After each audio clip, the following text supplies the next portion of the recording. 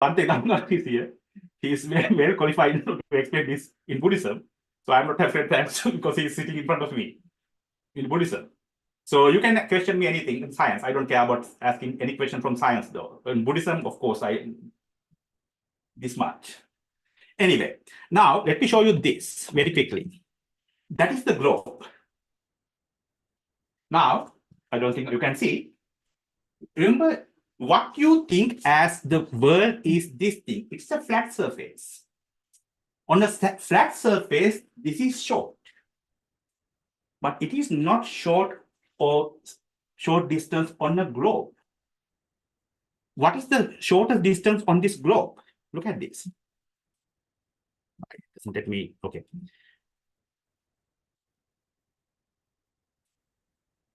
Let me, that's enough, I know. Because this is because of the print, project, I believe. Okay, look at this. I don't know that you can see, that's Washington, D.C. That is Dubai somewhere. Look at the distance. That's a shortest distance. If you make it a map, what happened? It becomes arch. So never get angry with that pilot. He is following the shortest distance. Now, one more thing, because you know what I am explaining now, not simple science, that is relativity. When the first mosque was built in Washington, D.C., I think it happened in 1930s or 40s, I don't know the exact time, maybe 30s. There was a big buzz, of course, because America is a Christian country. No one wanted it. But eventually, government agreed. That's the first mosque built in Washington, America. Just like first temple was built in Washington, D.C. too. So those Muslims, they thought, because remember, look at this. They thought, remember when they made mosque, they have to make that worship place towards Mecca. So they made it this way, because that's what you'll see. Now, Einstein went there. Einstein's a Jew. He said, don't do that. You are going to the wrong place because you are worshipping Antarctica. You know what he said? He said, tell them to make it to Greenland side, because that is where Mecca is. Now, I bet I open a little bit of your mind, because whatever we think is not real. Okay, this is a very simple example. Now, why? Because this is what we have seen as map. That's what we in our mind as map. But we forget that what world is a globe. Now let's get back to our serious discussion. I had this because I was looking at this for last 24 hours while flying. Anyway, now when we come to reality, I think my personal belief is that the closest to Buddhism, nothing is close to Buddhism, including science. For example, I just mentioned quantum theories. The other school or other side is relativity. What's the difference between quantum theory and relativity? Quantum theory explains the macro side, the global, that what we see here. What we call the world or universe is explained by relativity, not quantum theory. Okay, that's what even I have heard a lot of monks refuse Abhidhamma. They want to follow Sutta, strictly Sutta. I even asked this question pinpoint on Bhante Dhammajiva. He said, no, I'm accepting Abhidhamma. I am following Bhante, Jnanananda Theros. I'm following Jnanananda Theros. So he told me that I'm following Jnanananda Theros' example. He never refused Abhidhamma. That's what he told me. This is his words. But he took it easy. I understand there are a lot of stuff added later on to these things. That's why some people doesn't trust it anymore. But having said that, so relativity is what we call, think about Laukika. If you want to understand the Sammuti Satya, I'm talking about Buddhism, you can understand a lot of things, including Paticcasamuppada. Believe it or not, I'm going to explain it. I told you, everything I'm telling you right now will be backed by examples. If you can disagree, you are perfectly, I will accept any criticisms or any comments. I know you are much educated in Buddhism than I do, but let's see whether we can even question anything I tell today. I'm respectfully challenging you. That's a level of science too, what most people doesn't even aware today. Now, having said that, now Einstein did not accept quantum theory. I will tell you why pretty soon. But quantum theory explains the minuscule level, the quantum level, what we call particle level, which we call particle physics. Even today, they cannot merge them. There is a big fight going on between people who following quantum theory and relativity, because science community cannot come to a consensus. Einstein refused to accept quantum theory until he's even at the deathbed. He did not. But if you understand Buddhism, that's why I gave all credit to Buddha. You see, they perfectly merge. If you follow what? Abhidhamma. I told you, a lot of Americans thought, especially because of religious background, they thought quantum theory is nonsense. But today we have quantum computers, quantum everything. Plus, I know a lot of people, including some of you, are very interested in AI, artificial intelligence. That is garbage. All of these things are going to be obsolete at some point. Why? Because quantum theory is going to come and take over the world. You know the danger? I talked to one of my I consider as a teacher. Recently, he told me, my name is Chinthaka, he called him Chinthaka Mahatya, you don't need to think about this. You don't need it to explain Dhamma. You know what I told him? Bhante, the entire world, the science and everything is going to be fake. People are not going to believe in anything. If you're just going to restrict Buddhism to that level, people will not accept Buddhism either. Is it fair to Buddha if he delivered Abhidhamma? You are, of course, as Sangha, you are doing great disservice and you are insulting Buddha's knowledge, who is Sarvajna, who knew everything. And that's the reason I'm doing this delivery right now, because I will show you how to merge relativity and quantum theory thanks to what you think. Okay, so I hope I explain all of these to keep your interest. I bet most of you don't care when a layperson deliver you Dhamma. I understand this very well. But I promise you, this will be interesting. Okay, now we know Dhamma in Buddhism is a reality as it is. Okay, now, so I'm going to skip. I mean, this is for lay people. You can see that carrot. That's what we all do.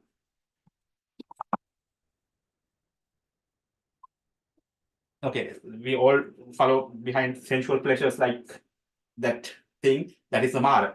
I mean, Buddhism sitting on top of that, all of us. Anyway, I'm going to skip all of these.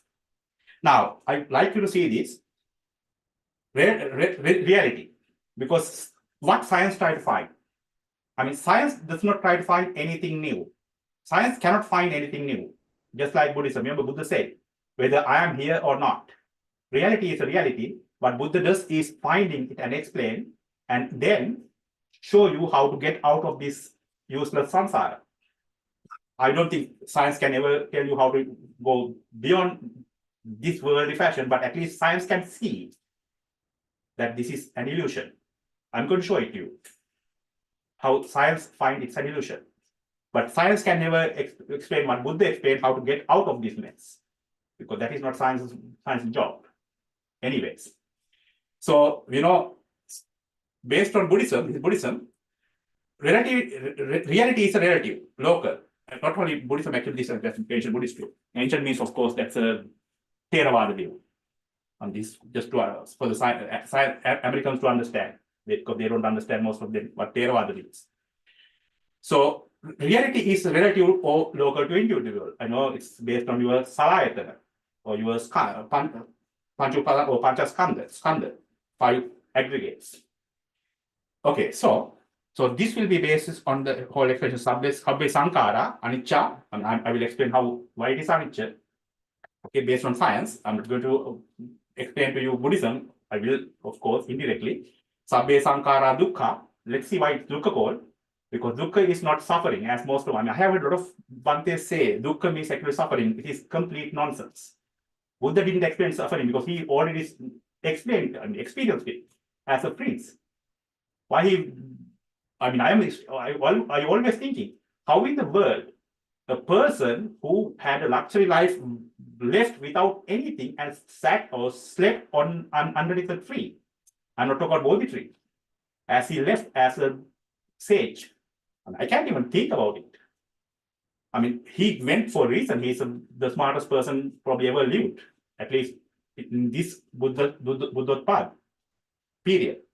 Anyway, and finally, Sabbe Dhamma Anatta. I mean, this is where, I mean, I think not these two, science can understand this, anicca. I'm going to show. But I don't think science will ever understand dukkha or especially anatta. I mean, you will see. I'm going to use Einstein's and Niels Bohr's actual quotes. They talk about impermanence and illusion. But you know the problem? And also, there are a lot of people, like, think about today, I mean, some people sadly follow Sadhguru, almost like, you know, Sai Baba. It's sad. I have seen even Buddhists do this. Complete nonsense. Recently, actually, somebody came to me. This guy follow Upanishad philosophy. I mean, I was surprised. His understanding of quantum theory. I mean, these people try to relate quantum theory to their philosophical understanding. You know the problem? But they can never understand one thing. What is it? Paticca. That is, of course, relativistic base. Okay, quantum theory, a lot of people try to relate it, especially Indians, to their philosophical understanding. I mean, that's true because they are doing a lot of meditation. You know, we know that Indians do a lot of meditation. I mean, if you do deep meditation, you will experience that nothingness. You know why that Upanishad guy actually he eventually backed away? You know what happened? Upanishad concept is based on Mahayana Buddhism.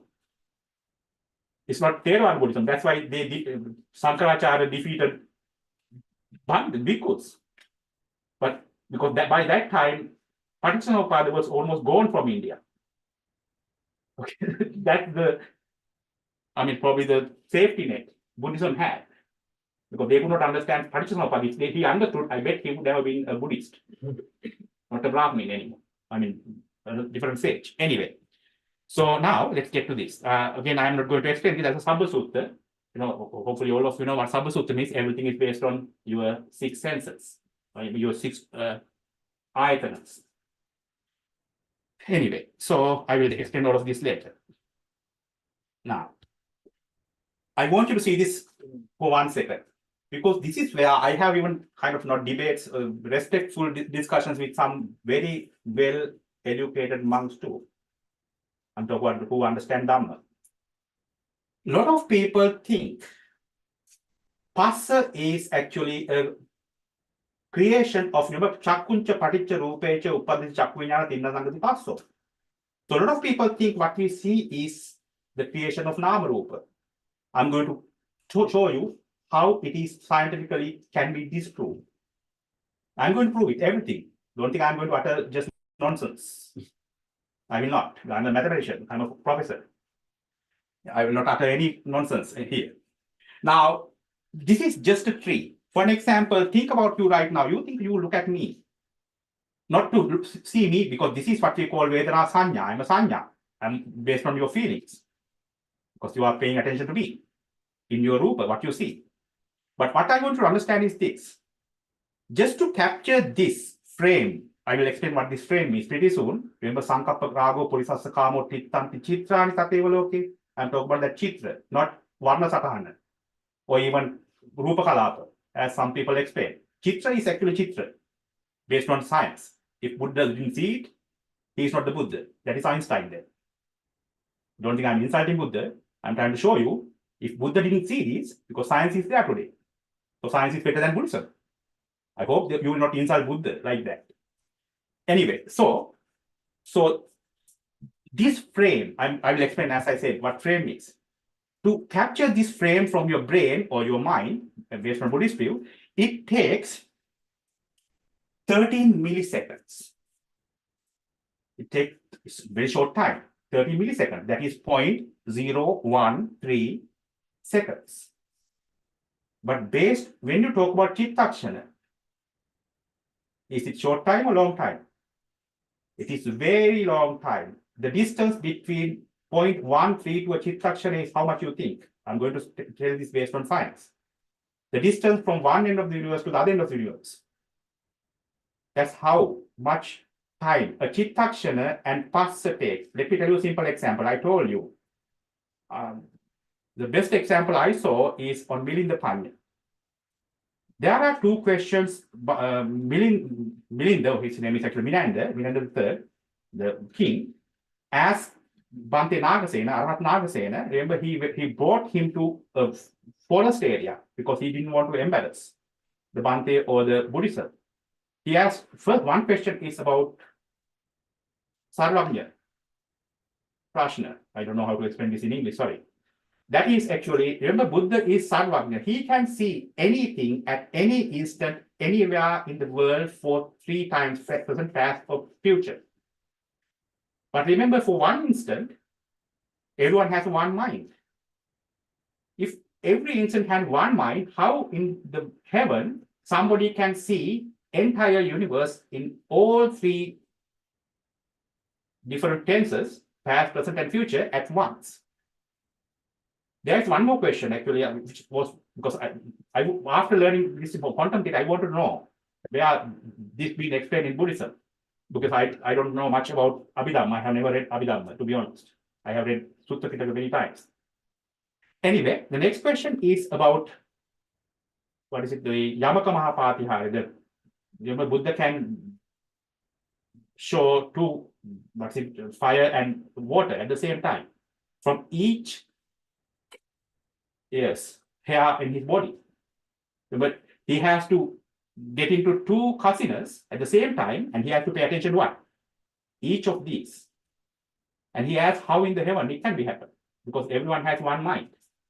What is Maharaj Nagasena's answer? He said, in one instant, there are uncountable amount of what? Chittakshana. And the king asked, and he always asks examples. His example was, I don't know how many of you have seen. There is something called Vivisa in Sri Lanka. There is a big kind of a hut. It's a mud hut. It's let's say it's about how much? 100 square meters. It's a big. I don't know if you know. I have seen it in Anuradhapuram area. But think about all the grain, or what we call wheat, put in that thing, what we call Vivisa. It is a container. Let's say it's a big container. Like, let's say it's 10 feet long, 10 feet wide, and 10 feet high. So think about all the grains in this container. That is how many chittaksharas happen in one instant. That is Arahat Nagasena's example. Now, if you don't accept Grintapaya, just see how smart he is. If Buddha didn't see, who is a Buddha? That's my question. Because that quantum theory. I'm going to explain. Now, this is the reason. Remember, I told you passa take about 13 milliseconds. How long? One thing, we have a whiteboard now, right? Okay, that's okay. Let me write it here.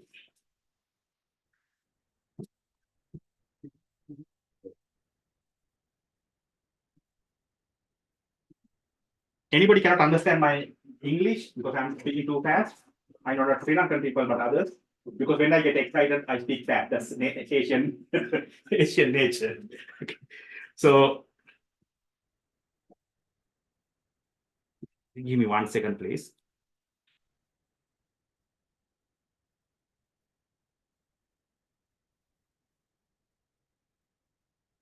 Okay.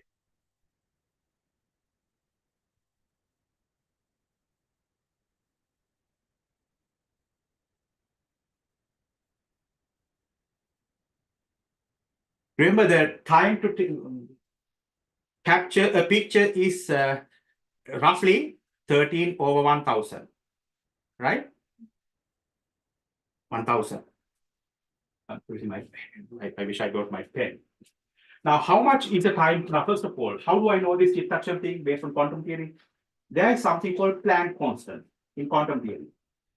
Okay, Planck constant is actually created by Max Planck, one of the pioneers in quantum theory. If something is detectable, it must be happening faster than this Planck constant.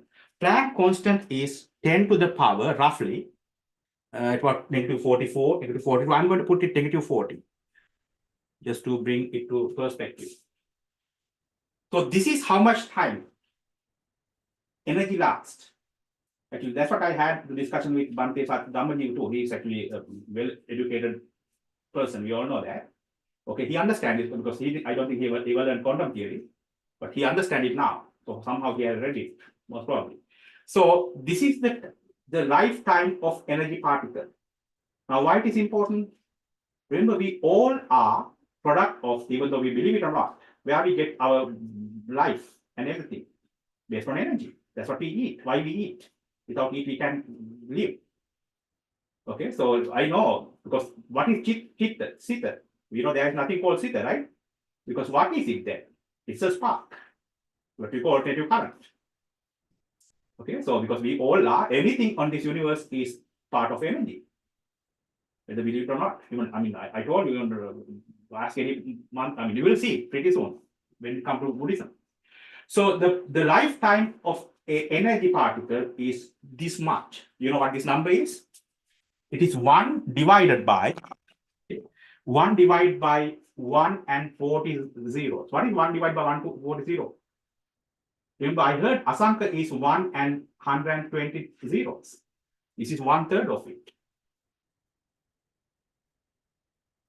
So the time of a particle or energy source, or what we call photon in quantum theory, is 1 over 1/3 of an Asanka. I don't know whether we even have a word, name for that.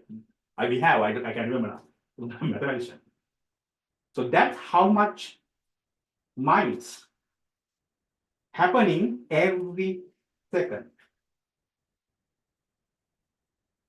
Okay, so what if Buddha does? I mean, Arhat Nagasena said, only Buddha can do it. He can direct each of these 1/3 of Asanka, mind, Chittakshan, to each of these here or anybody.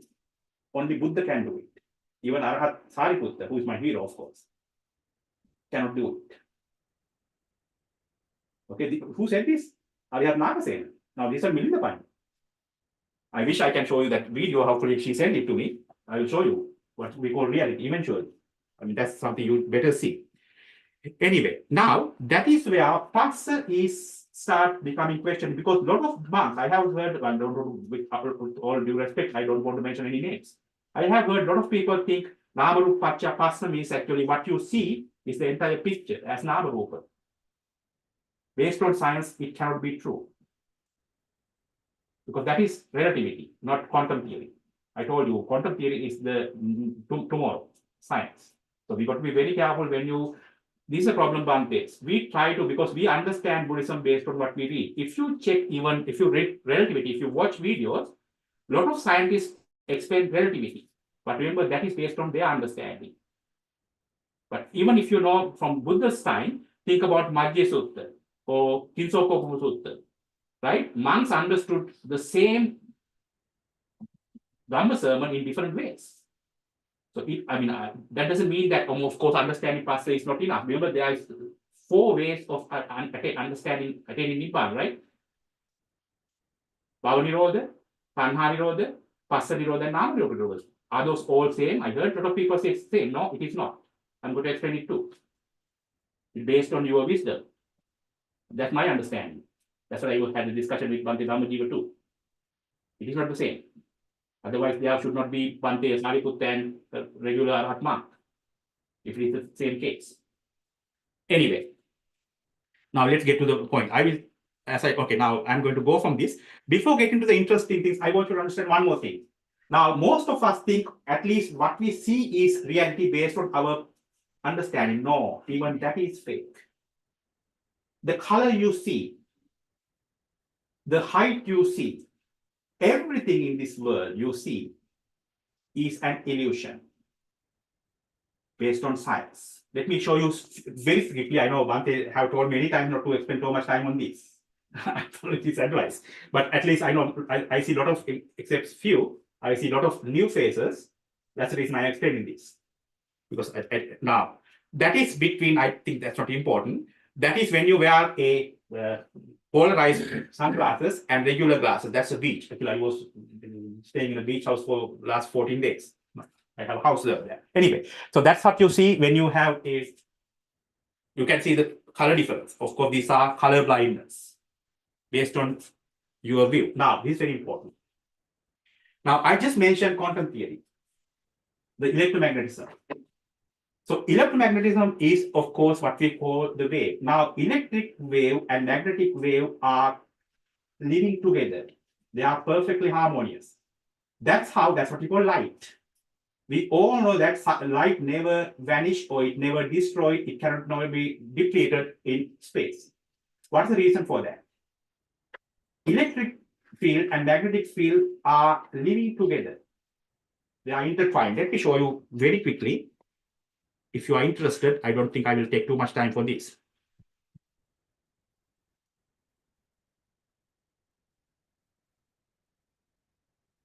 Not this.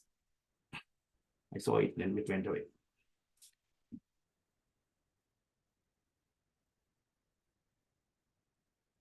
This one.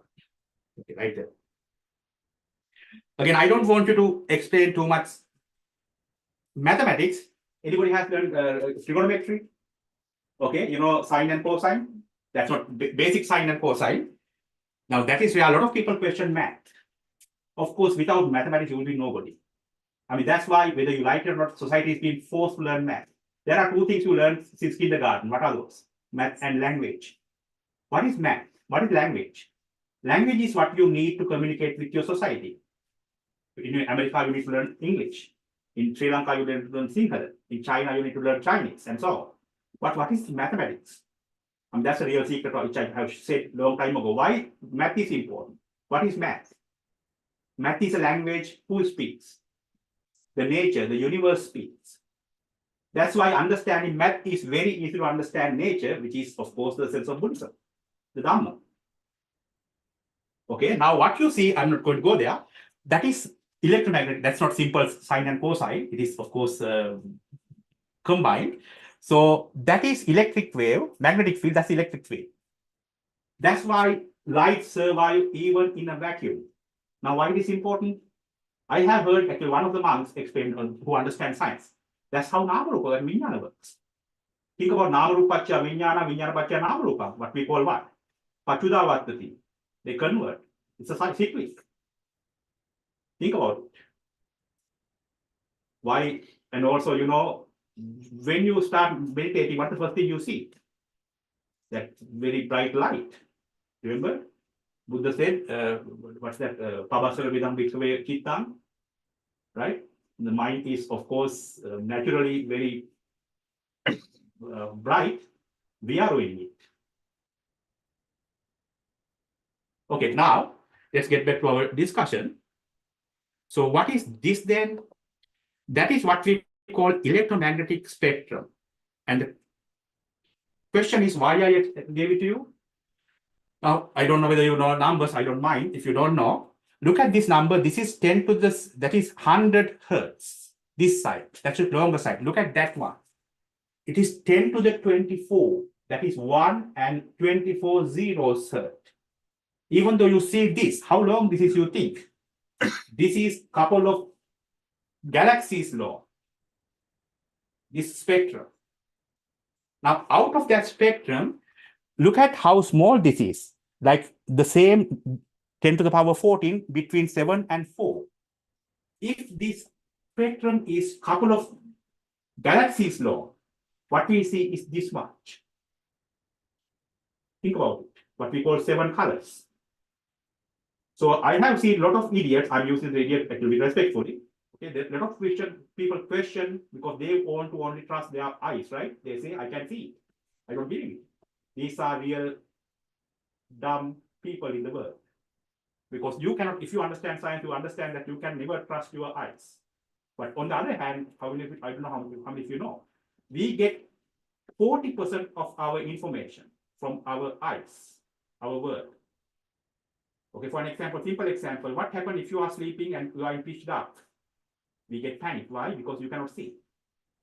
Then what you do? You use your ears, but you know you are not very confident about it. You get afraid too.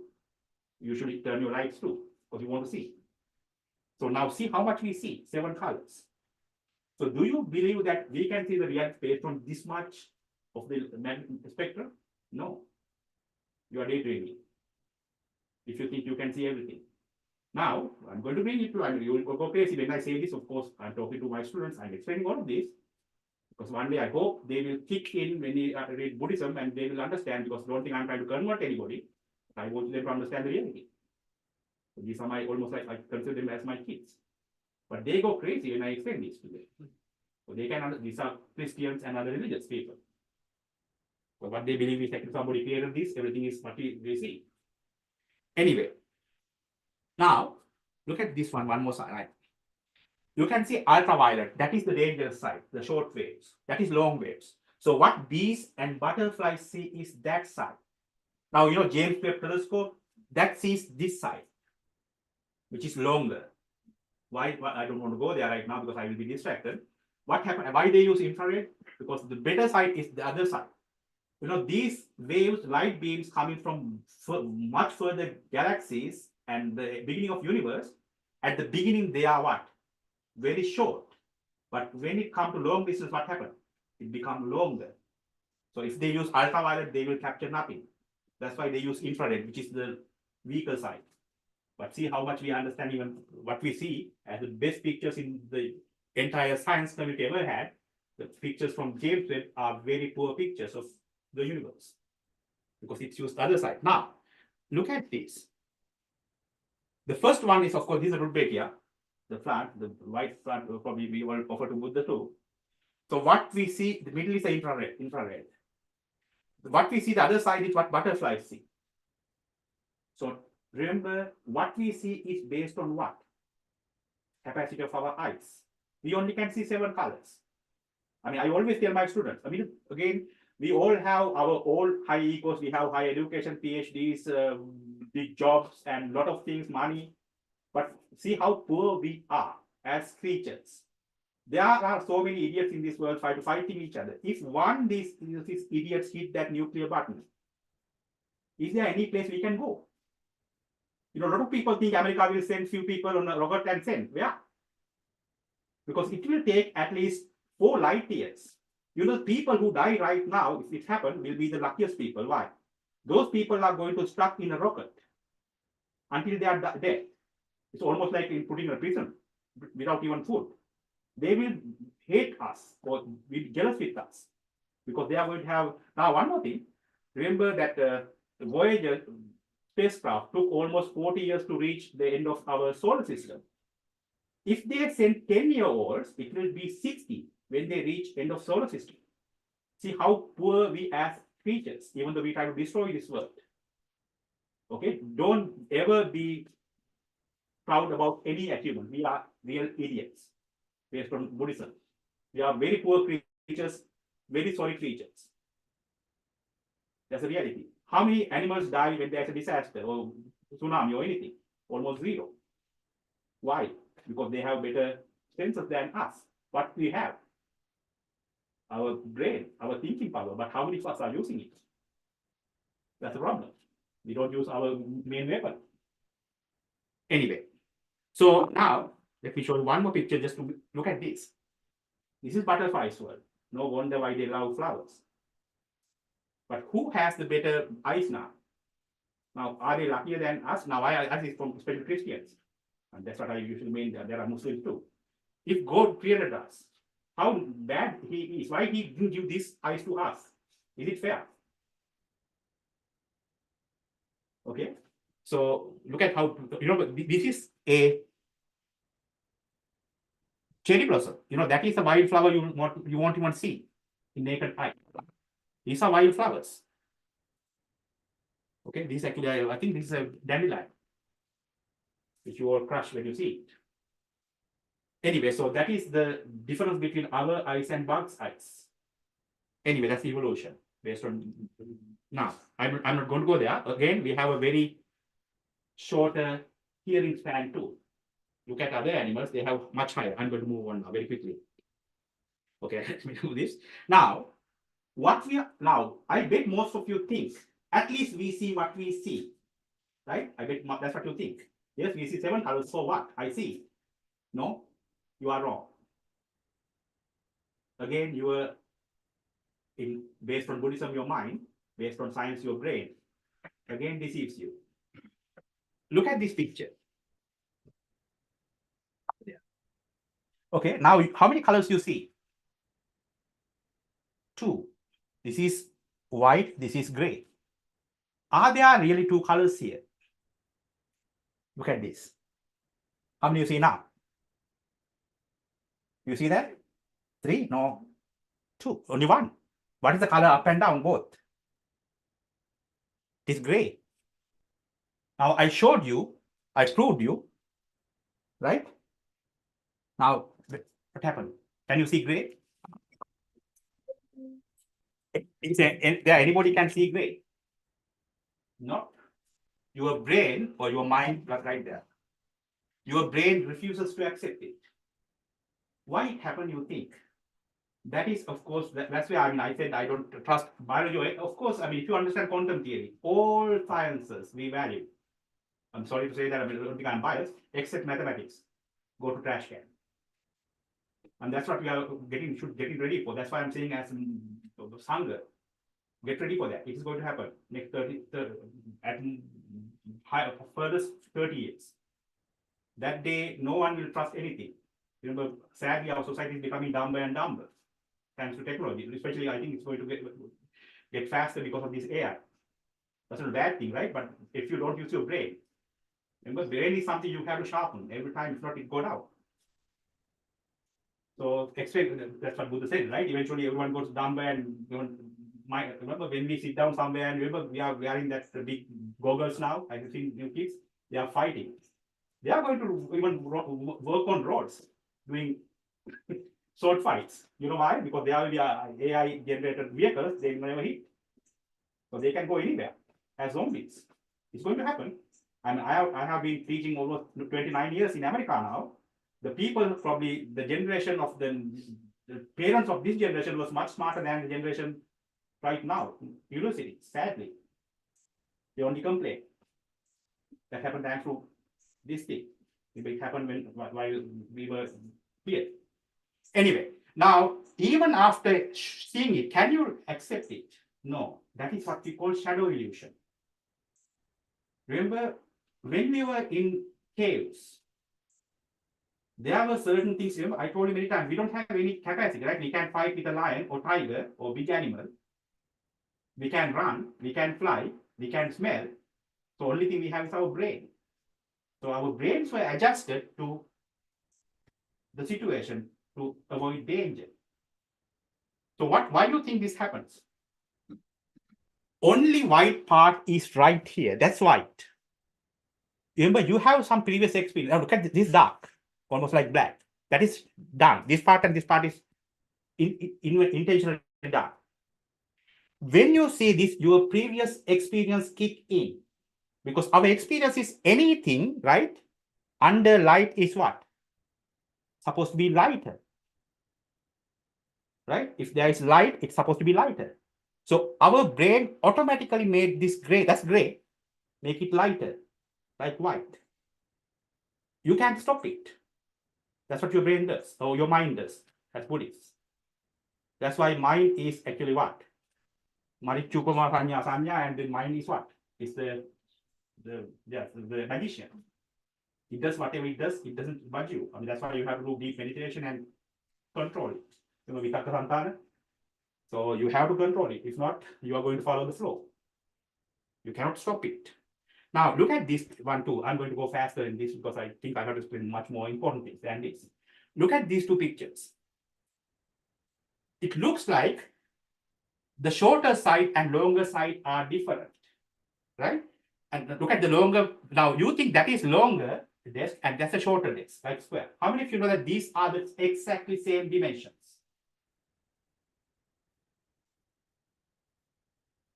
You can trust it, I bet. If you have a ruler, you can come right now and measure it. Let me, I know you don't have a ruler. Let me show this one because of that. Look at this. Look what happened to the ruler. That's the same ruler I created. Cut and paste. Don't think it's a gimmick. Of course, I will not never do anything to cheat hunger. I am as a Buddhist. Look at the difference. What happens? This is what we call perspective illusion. You can't stop it. Now, you know, I told you, because I created these rulers, there's a cut and paste from the same picture. But can you see it's at the same ruler? No, you can see this one is longer than that. What in the heaven happened? I know I'm sure the word is not heaven, the other one, can be respectful. Okay, so it is your brain. Now, should you believe your eyes anymore? Think about it. Okay, that's what Buddha said. Buddha, many times we are fools. Anattani attamani passalokan sadevakan nikan namruva dan saccandi manjati. And also, what's that one? Moha sammadino loke babbaru positivisati and the Udana from Udana Sutta. It's a babbarupa. Looks like actual, they are not real. And we are going to get to that deep level. This is not even that. That is almost warming up. Okay, now that's the problem. And first of all, why this happened? Let me go very quickly. And that's another one. That's the same board. And these are I'm from brain games. I don't want to go there. It happened because of this. Again, our experience. All of this happened because of our experience. Now we all know, if you especially go to West Virginia, because far away, you see furthest the road, right? It's almost 1 point. Have you ever wondered whether you are going to die there? Because it can happen if there's no road. Why? Because in experience, we know that that's the same road. So that is the problem. That's why you see that. Further the picture, our brain automatically thinks it's supposed to be smaller. So if you see same size, what happens? The brain makes it bigger because we think everything further is what? Smaller. How many of you understand? I don't know. I don't expect all of you because this, you can see this is high. I mean, don't think this is the highest thing. Now, one more thing, especially the lay people too, because I know Sangha follows Buddhism. See the level of Buddhism. Can you compare it with any other stupid religion? I'm sorry to say that stupid. I'm saying it very respectfully. Who say world is created and all these BS. Now see how much your brain is spinning right now. Do you think I explained any Buddhism? Heck no. This is almost like, something even 7-year-old Buddhist understood that Buddha style. So not 2 days old. I told you our society is dumb, sadly. Anyway, now look at this one more thing. I bet all of you have seen this. Who this lady? That's Angelina Jolie, one of the probably, I think this Sangha, but this period for lay people. But look at this. I'm going to do a little secret. Look at that.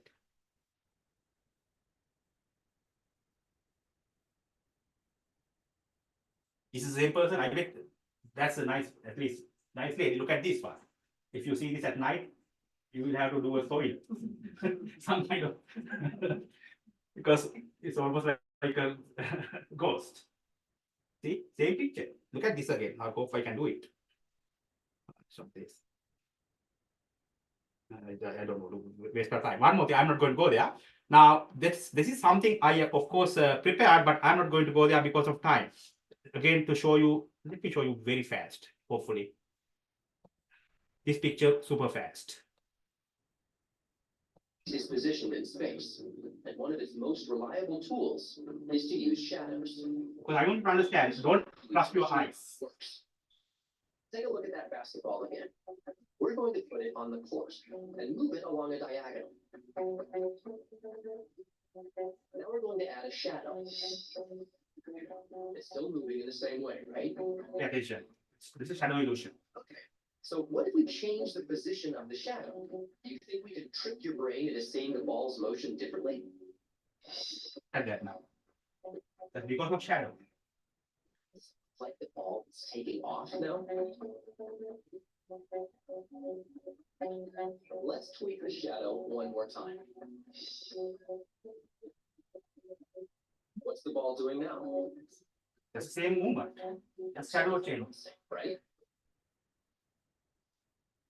In a world with a single light source, your brain has learned to trust shadows as a near foolproof way to know the behavior of objects in space. And in general, it's worked.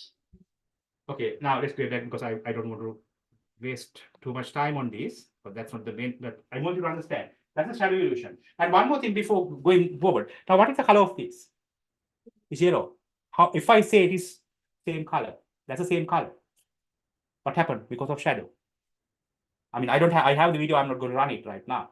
But see the problem, even after I said it is brown, can you accept it? Doesn't let you do it. It's actually it's almost like, a security mechanism. It's kind of make you safety mechanism done by our brains. The shadow illusion too. Remember, our source is sun, single source. So we have only one shadow. So we react to the shadow. Anyway, so let's move on super fast. And that's a very interesting thing. I would like you to read this part. This is one of my science heroes, Dr. deGrasse Tyson. Okay, he says, if we honest about shortcomings of human psychology, I mean, everything you saw is in science called optical illusion, because we humans are highly egoistic. We think we are very smart. We don't want to accept our failures. But this guy is super honest. He says these optical illusions will be instead of labeled as what? Our brain failures. Yes, we have a failing brain. That's what Buddha said. Because we are very sorry creatures. We all. Okay, that's why we have to force ourselves to understand the reality, what it is. The answer is, of course, science is part of the solution, but not exactly, like Buddhism. Now, this is a good one too. I'm not going to go there. It's a very interesting one. We're going to see something completely different. Now, look at this. This is where my real discussion starts. This is Einstein's way. Remember, there are two schools in science. What's called Einsteinian science, which is called relativity. That's a peak of it. The modern science, the satellites, for example, let me tell you a simple example. We have our watches. Now, these watches, especially these smart watches, are handled by what? You think? Satellites. That's why GPS time is much better than the time you have. But do you think time in satellite and time on Earth is the same? How many hours, how many time it takes a satellite to orbit Earth? 45 minutes. That's the day of the satellite. You see, it is specifically adjusted to make the time on Earth work. Now, remember this word, time is a dimension based on relativity. It is not absolute thing. Okay, I'll get to that soon. In Buddhism, what is time, you think? Is there anything called time? Of course, something. What is it? Sankhara. Okay, time is a concept. Okay, what we call sankhara, we aggregate it. Remember, rupataya, sankhara, sankhara, everything is based on sankhara. Anyway, now to see what he says. Look at these words. They never knew Buddhism. But if you read them, what you see? The world as we see it is only a world as we see it. Others may see it differently. Others means animals, including other humans. Because now look at this color. You all call this white, or even this called black. Now, can you call this black? Is your black and my black are the same? Remember, when you were a toddler, your parents show this color and they call it black. And my parents show it too, because whenever we color, whatever color we see, we don't know. We call it black, but your black can be my gold. We don't know. This experience. Plus, why it is black when you go to deeper level? This thing absorb all 7 colors. Why this is white? This deflects all the colors. Something is gray or whatever color, it absorbs certain, it deflects, okay, it doesn't accept certain colors. Anyway, that's Einstein. One more school. Okay, now look at this. Now, don't think only Buddha said this. That's what I want you to see. A lot of people think only Buddha said this. No, Einstein never studied. Now, but to tell you something, I watched a TED program not recently, maybe 1.5 years ago. Now, there was a scientist, I respected him not anymore. You know what this guy said? There was another guy who is a scientist too, Harvard scientist. He's a Buddhist. He said Buddhism explains this too. You know what the other scientist said? Then Buddhists should have copied it from science. That's what science people believe. Because Buddhism is created or they converted just like other religions. Because for these people, every religion is the same. They are fake. That's why we have to be very careful when you refuse any part of science. Then you are falling into the same trash can, which is a very great disservice and injustice to Buddha, the great Buddha. Anyway, now this is where he got it wrong. Look at it's illusion although what? Persistent one. He thought it exists out there. That's where Einstein and quantum theory as well as Einstein and Buddhism clash. Anyway, let's move on. But he said it's an illusion. We'll see why.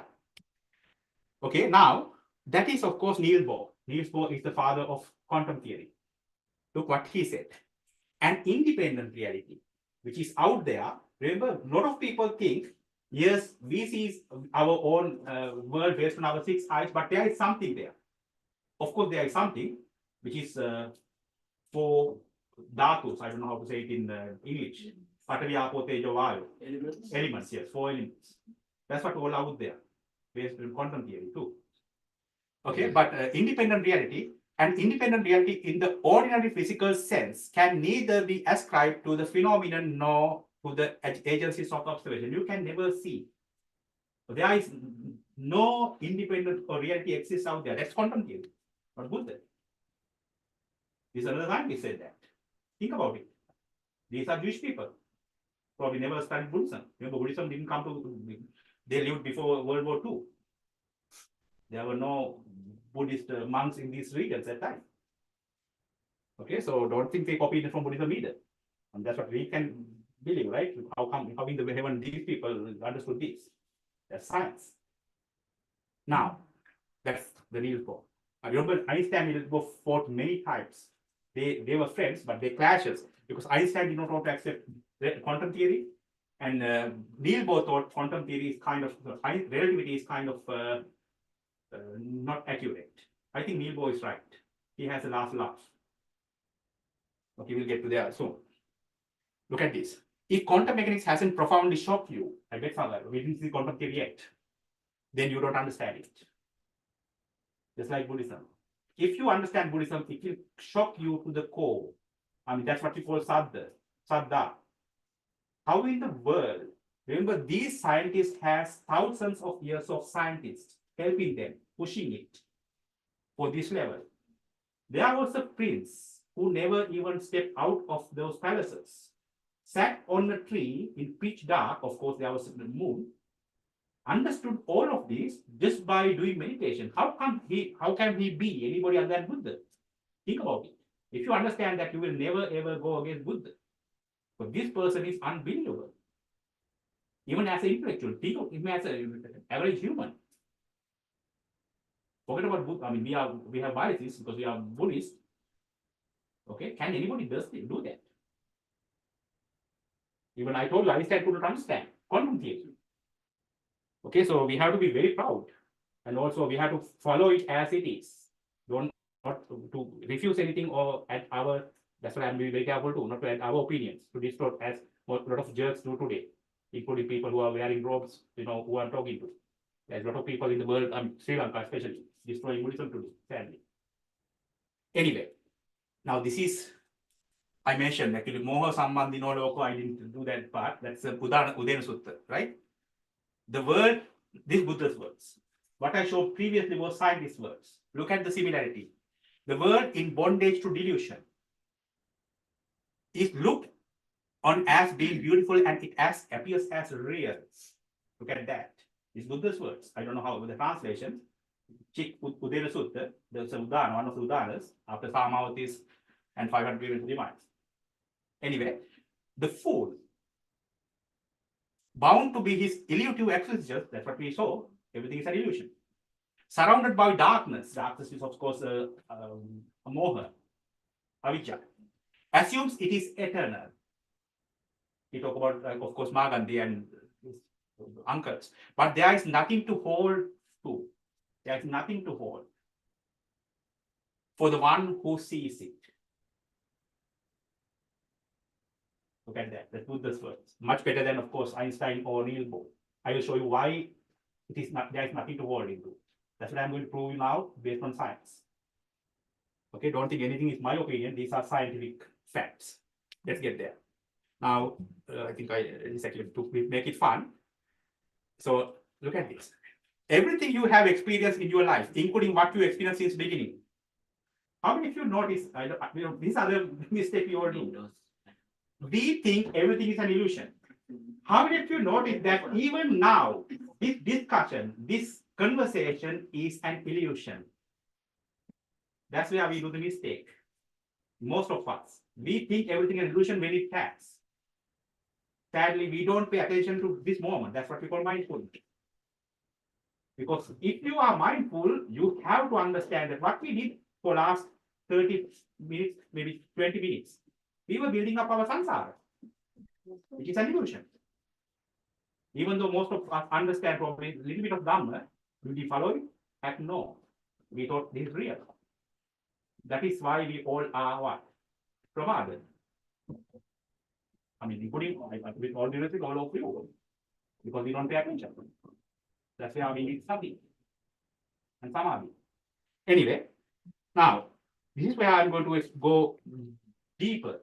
Now, this is what I'm going to explain now. That is why I wish I had a whiteboard. Anyway, I will try to do it here. Now, to understand the reality. Now, what I'm going to explain is that verse. Remember, Sankappa Rago Purisassa Kamo Tittanti Chitrani Kateva Loke. I mean, if you think Chitra is not Chitra, I think Einstein is a Buddha. I'm going to prove it. Because a lot of people I have actually many times I corrected some of the very famous monks too. I mean, they don't say it anymore. Okay, so a lot of us think Chitra is even on some of the translations I see Varna Satahani or Varna Rupa, which is not correct. Remember, Varna is a Sanya. Rupa Vedana, Passa Vedana, Sanya, Chetana, Passa Manasikara. That's Nama Rupa, Nama Dhamma. Remember, Anubhavi Sutta, Nama is governing everything. Nama Sutta. Anyway, so now let's see why it is two-dimensional plane. I mean, Chitra. Chitra is actually what we call two-dimensional. Chitra. That's a Chitra. Now, I bet all of you have learned numbers. Now I'm going to come this mathematics. We have learned how to count 1, 2, 3, 4, and so on, right? Probably since kindergarten. Then we learn decimals, fractions. I don't know how to say this in Sinhala. So it is called, so real numbers, Tatvika Sankhya. Tatvika Sankhya is any number you know. There are another numbers called complex numbers. I don't know, Sankirna Sankhya, I Sinhala. Complex numbers and real numbers. What is complex numbers? Complex numbers, of course, real numbers is at least 500 years old, at least. So near real numbers means, I bet most of you learn math without even knowing what you learn math. Again, that's blame should come to us, mathematicians. I mean, thanks to Buddhism, Buddha, I understand it now. I explain this to my students too. What is real numbers? What is numbers does? Real numbers explain reality. What is reality again? If you see something, if you hear something, if you smell something, if you taste something, if you feel something, that's what you call reality. To explain this reality, you need real numbers. Now, what is Sankirna Sankhya, complex numbers? Complex number is beyond that. So complex number is actually, I mentioned electro wave and magnetic wave. That's how we found electricity. Electricity was invented by a person who has only third grade education, who was highly autistic, Michael Faraday. He's a genius, but a lot of people did not want to listen to him because he had, that's what happened to all of us. When you have high education, we have swollen headed. Whoever has is the biggest idiot anyway. Because once actually one of the scientists threw his work to the fireplace as garbage. Then of course Maxwell is a very young at that time, that's why he was of course that time probably liberal. He accepted it, he read it, and he wrote everything again because this guy could not even write mathematical equations. You know how we found it? We all knew about magnetic field because there are natural magnets. So he understood complex numbers. Complex numbers are staying together. Remember I mentioned Nama Rupa Vinyana or even Nama Rupa? You can even relate it. They cannot stay alone. Nama Rupa cannot stay without Vinyana, Vinyana cannot stay without Nama Rupa. That's a conjugate. They have to be together. That's what we call Anyamanya. Okay, so even in science, magnetic field cannot survive without another field. That's what we call complex. That's the nature of complex number. They so realize that there must be something else. So that's how we found electricity, which is the turning point of our human civilization, done by third grade educator who had highly, he could not even pronounce his name. That's why a lot of people teased him, Michael Faraday.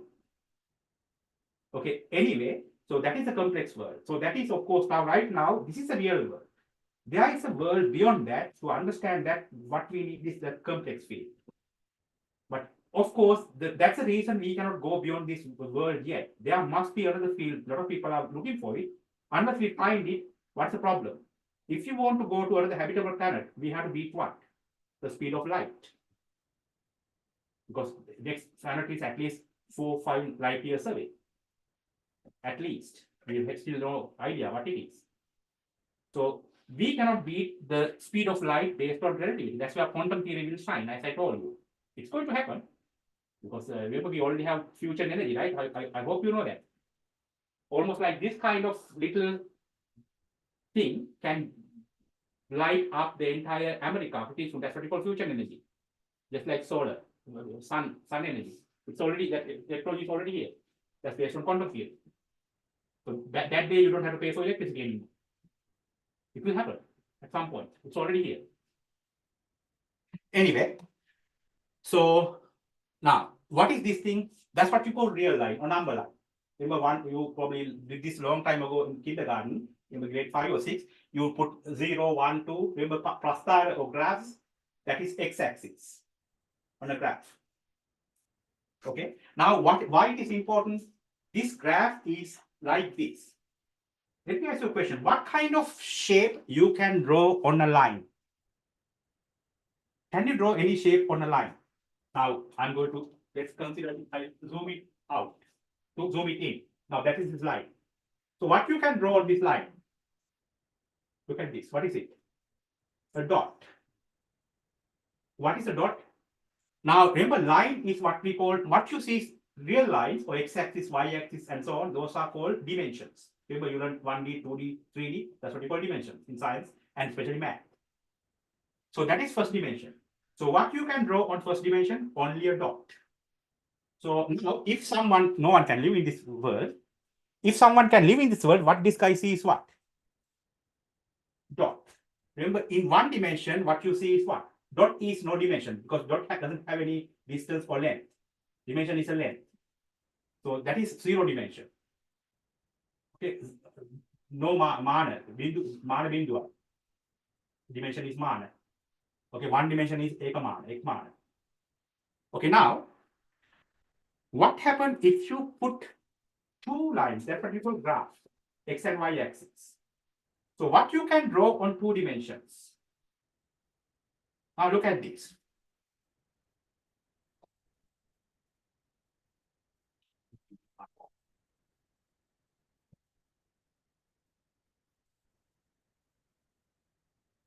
But if I take too much time, let me know. I will probably cut it down, but I think these are important to explain.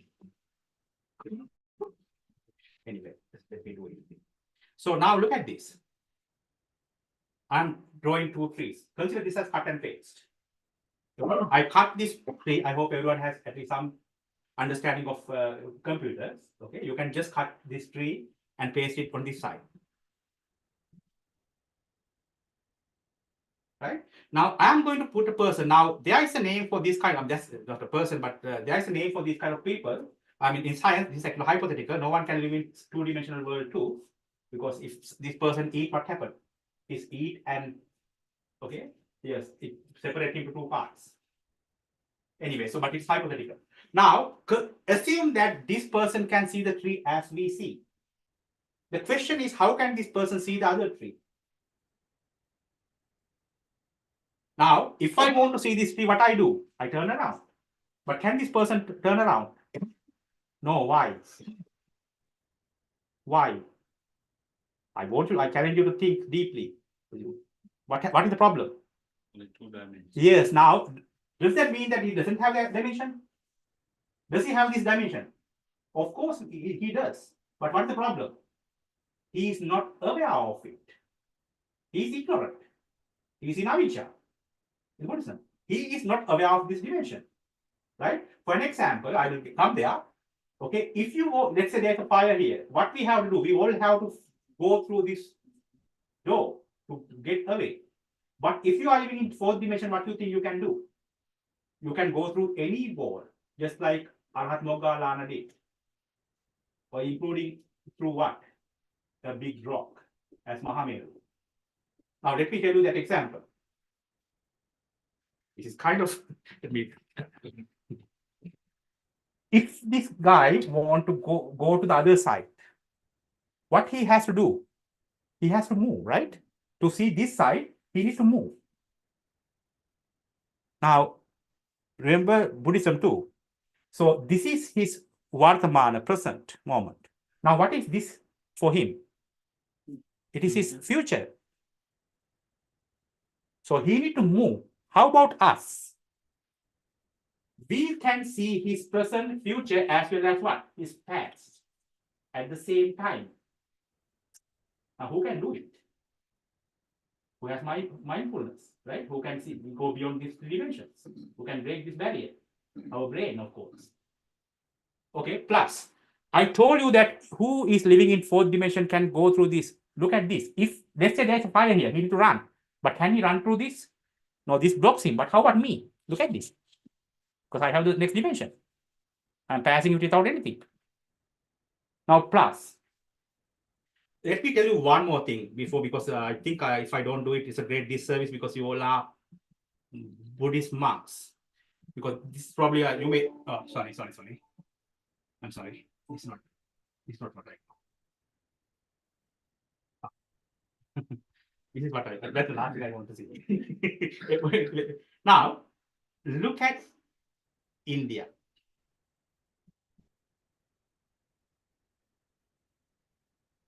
I mean, this is of course my opinion, so you can question it. I don't mind. You even can call me a fool. I never mind somebody call me a fool because I know I'm a fool. So let me. There is Sri Lanka. Please go into some. Okay, that's this Europe, right? So let me make it this way. I think okay right there. I have to be very careful because this globe is very, this is a global Google Earth. Now, this is India, right there. That's India. Okay, again on Milinda Panya, we talk about something called what? Uturukuru Divaina. A lot of people think it is, they got humans there. Okay, I talked about this too, but they Dhamma too on our discussion. We think it is somewhere not exist, or a lot of people question, but Buddha mentioned even that Visaka's friend went to the kind of invite for dana, then all the monks were naked having a shower from that kind of unseasonal rain, which was covering all four continents, what we call dweepers. Okay, so now we know most probably, I'm sorry, because in Arhat Nagasen mentioned, remember when the first one Purvi is the afternoon, right? Jambudvipa has what? The morning. Then Jambudvipa is afternoon. What happened to other continent? Upper Guyana. It has morning. When Jambudvipa is morning, what he mentioned about other one, it is the night. And also it is in north. Now, most of us think this, and we think America is on west. I will explain I will probably, my opinion again, not anyone else's, please, so blame me for anything, because I don't want to bring anybody's. Now, look at, remember this entire region is Jambudvipa, right, including Europe. Now, if you consider this region, what is, look at this, because remember, the problem is we all think Earth is, a world is a map, 2D, it's 3D. What is on top of, north of Jambudvipa? North America. Now we have 5 lakes too. Now most of you think how in the heaven, I mean, this can be America. I think about even people who lived for 500 years. I have read that too. Remember these people? But I met one of my friends. She's not here anymore. She is an Indian from Maine. She told me that I was surprised that their ancestors, even their fathers, always try to get them to be tame ego. They don't like ego. Remember, that's one of the qualities of these people. But only thing, they lived using trees too, right? We don't know how they lived in Maine that time, because that civilization was destroyed, sadly. We don't know how they even lived in that region. Maybe it's in Michigan. But only thing we don't know is that 500-year lifespan. But remember, during Buddha's time, gods came and talked to humans, right?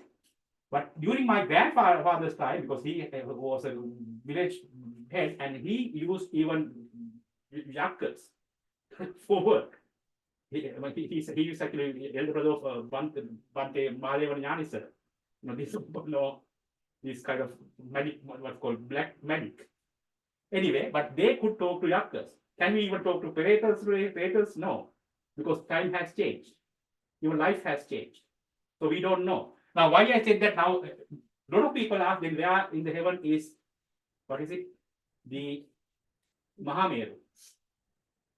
A lot of people think if there's a satellite now, it should be what? Visible. But who created these satellites? Humans, based on our understanding of 7 colors. Now, let me tell you a simple example. Think about that 2-dimensional being. If I ask this being to cover this table, sorry. If I ask this being to cover this table, let me go to this. I think I have an example here. I will come to this later.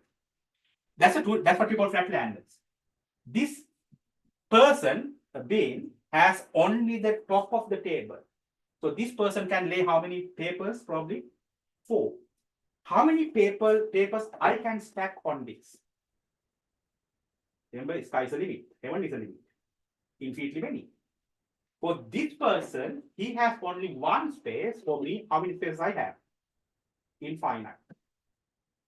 So can you trust your eyes and say, I don't see Mahameru, so it doesn't exist? No, you are a fool to say that. Because we are not capable of seeing it. And also, Buddha specifically said, who can see the Mahameru?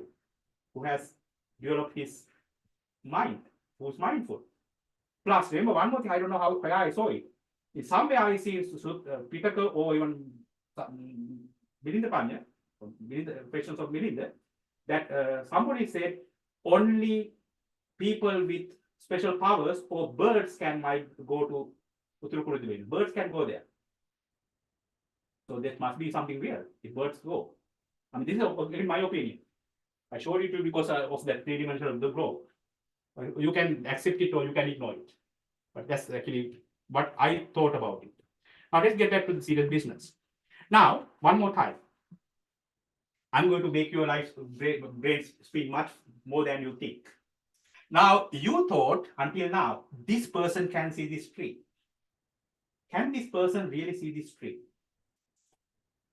You wish. What can I take? Look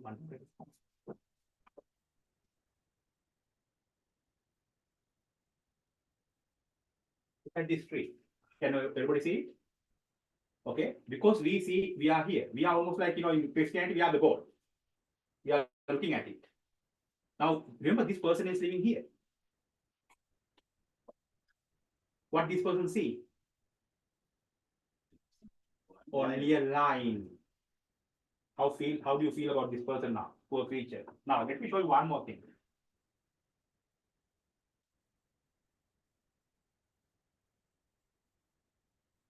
Consider this diameter and this length is the same. You see two shapes, right? You want me to come closer, Bante? I can come closer if you want me to. Okay, so there is a square and a circle. Of course, you see a difference. But when you are living in this world, what happened now? Both are line. Because remember, the length, the width, and the diameter is the same. It's the same line. Now, because we are one-dimensional better than this being, we can see it. Now, I bet most of you feel sorry about this guy. How good you are compared to this person. How many more dimensions we can experience? Only one more, what we call 3D. We are living in 3D world. How many dimensions based on quantum theory? 9. There are 9 dimensions. Based on string theory, there are 12. So should you feel good about yourself anymore? No, because that's what I'm saying. If you are going to 4th dimension, you can walk through even Mahameru. Okay, and I heard some people, again, some monks says when the gods are coming to this world, remember that there's a, in Devata Samhita, God was so excited, he was going kind of submerging in the earth. It is not because of his world, because he is living in different dimension. Just like if I try to hang in there, what would happen? Because this person who is living here can, because he has this. But what happened to me? I'm sliding. I can't stay here until I cling to it. Okay, it is not this person, it is the dimensions. I'm going to go much further than that. Of course, I don't think that one is mentioning it anymore. I mean, there are so many things I don't want to get credit, but that's why I'm telling this too. Don't give me any credit. Give credit to Buddha and explain it better. So more people are interested of science and especially Buddhism. That is my intention. Anyway, now. So what happened here again? I told you before, when you are in single dimension, right? What you see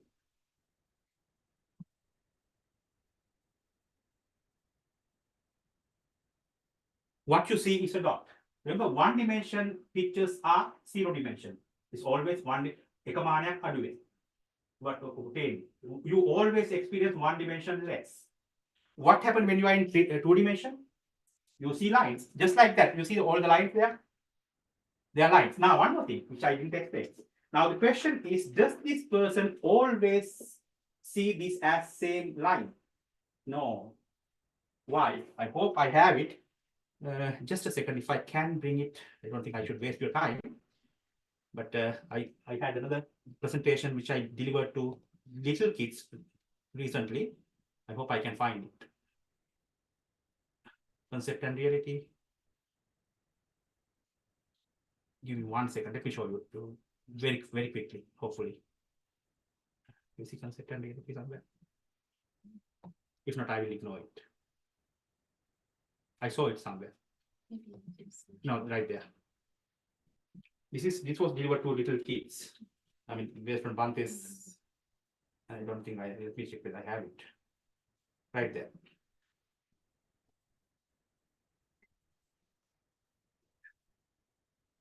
Something is probably.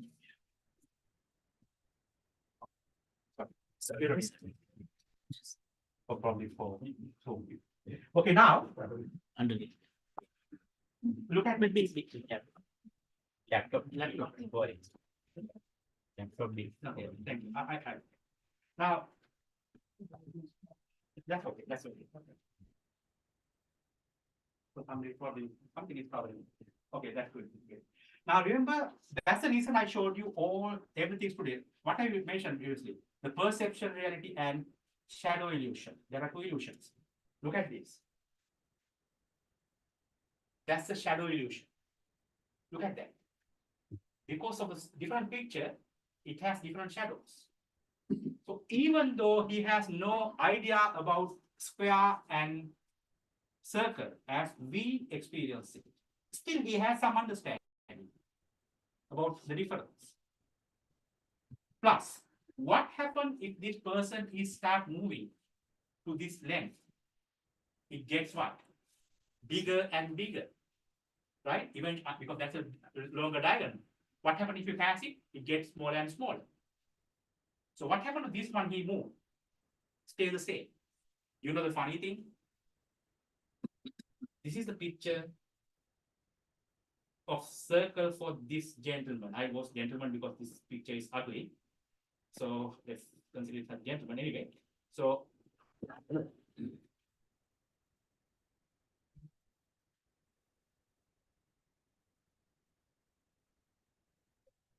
look at this picture. When he move, what happened? He see this. Remember, all lengths are the same. Because he see what are those? Different time frames. Remember Einstein's relativity? What's the fourth dimension? Time. And explain relativity. And it's not easy. Try to understand. If not, keep trying. Now, the next one is this, right? What happened when you move from this to the other side? Start becoming the same length. Then what happened to it? Starting what? Getting, I should have gone upper a little bit. I remember it's the same distance. Going to be like that, then start. You see? So that is this person's square. That is this person's circle. You know, sadly, there are a lot of crazy people in this world, right? If you don't accept with them, there's no Muslim here, hopefully. Think about Muslims, he will kill you. He'll probably cut your sword because you are going beyond against his belief. Okay? So that is this person's square. That's now what are these lines? That's what I'm going to explain now. That is time frames. You call Sankara, you correct them. Father Pachya Bau, Pachya Jati. Okay, Jati Pachya everything else, but I will get there later. Let's move on. I don't want to. Okay, now that is 3D. Now what I explained so far, if something is one-dimensional, what we see, experience is what? Zero dimension. If it is two-dimensional, what happened? What we experience is one dimension. If it is three-dimensional, what we experience now? Two. What is two-dimension? Two-dimension is frames. It's a chitra. It is not Varna Satahana. It is not color Varna Rupa. What is it? Two-dimensional frame. If Buddha didn't say it, I will start worshipping Einstein from today. Period. I consider Buddha is the wise one, not Einstein. I explained, did I said anything wrong until now? I proved everything. Because remember, that's why I explained two-dimensional in detail, because we all can see it. Okay, so that is what we call chitra, real two-dimensional frame, just like, hopefully I have it now, I'm going to skip it. Just like, this is how we see, I'm going to explain all of it, just like that. That's a two-dimensional picture. And this is what we call puzzle. Now, how much time it takes to see this? Remember, I told you at the beginning, don't consider Nama Rupa Puzzle means this. Of course it is, but remember at the beginning, what is it in Abhidhamma? Salayatana Pachya what? No, sorry. I think Bante is Salayatana Pachya Chattayatana, or how it says? Abhidhamma? Chattayatana comes first. Salayatana Pachya Passo. No, there's something else. There's a Chattayatana in Abhidhamma. Chattayatana Pachya Passo. Chattayatana means mind. No, I have a giant in front of me. I don't know to. No. It is Namarupa. No. Namarupachya Salayatana. Okay, Namarupachya Salayatana. Then they don't mention Salayatana. Then Chattayatana Pachya Passo. This is where a lot of people think Abhidhamma is crazy. It's same thing, sir. Chatta Ayatan, Salayatan. I heard Chattayatana means the sixth sense, which is That's mind. Salayatan is the sixth. No, I don't know. Yeah, but then no, I heard Chattayatana is the sixth, which is mind. I'm going to prove it. According to dependent origination? No, based on Abhidhamma. Because that's what I heard. I mean, I have discussed this with kind of monks, you know it.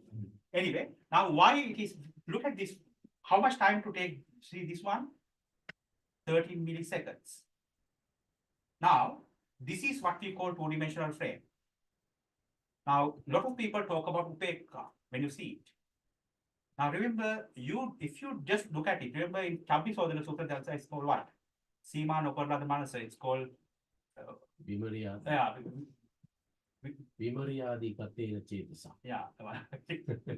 Okay, so because if you don't grab anything from it, that's what you see.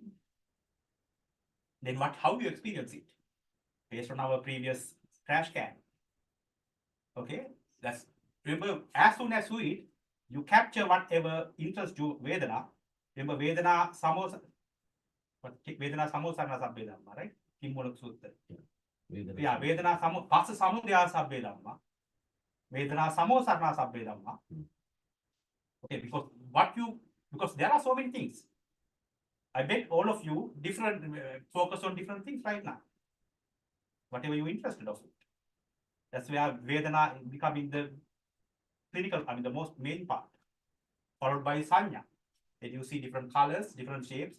Then your previous experience kick in. Now think about those words you see. Even I can read it, probably like whatever Mart Cafe. If there's a Chinese person who cannot even understand English, will he understand what it is? No, but we all see cafe, so almost like a coffee shop. Now, I bet some of you think of coffee.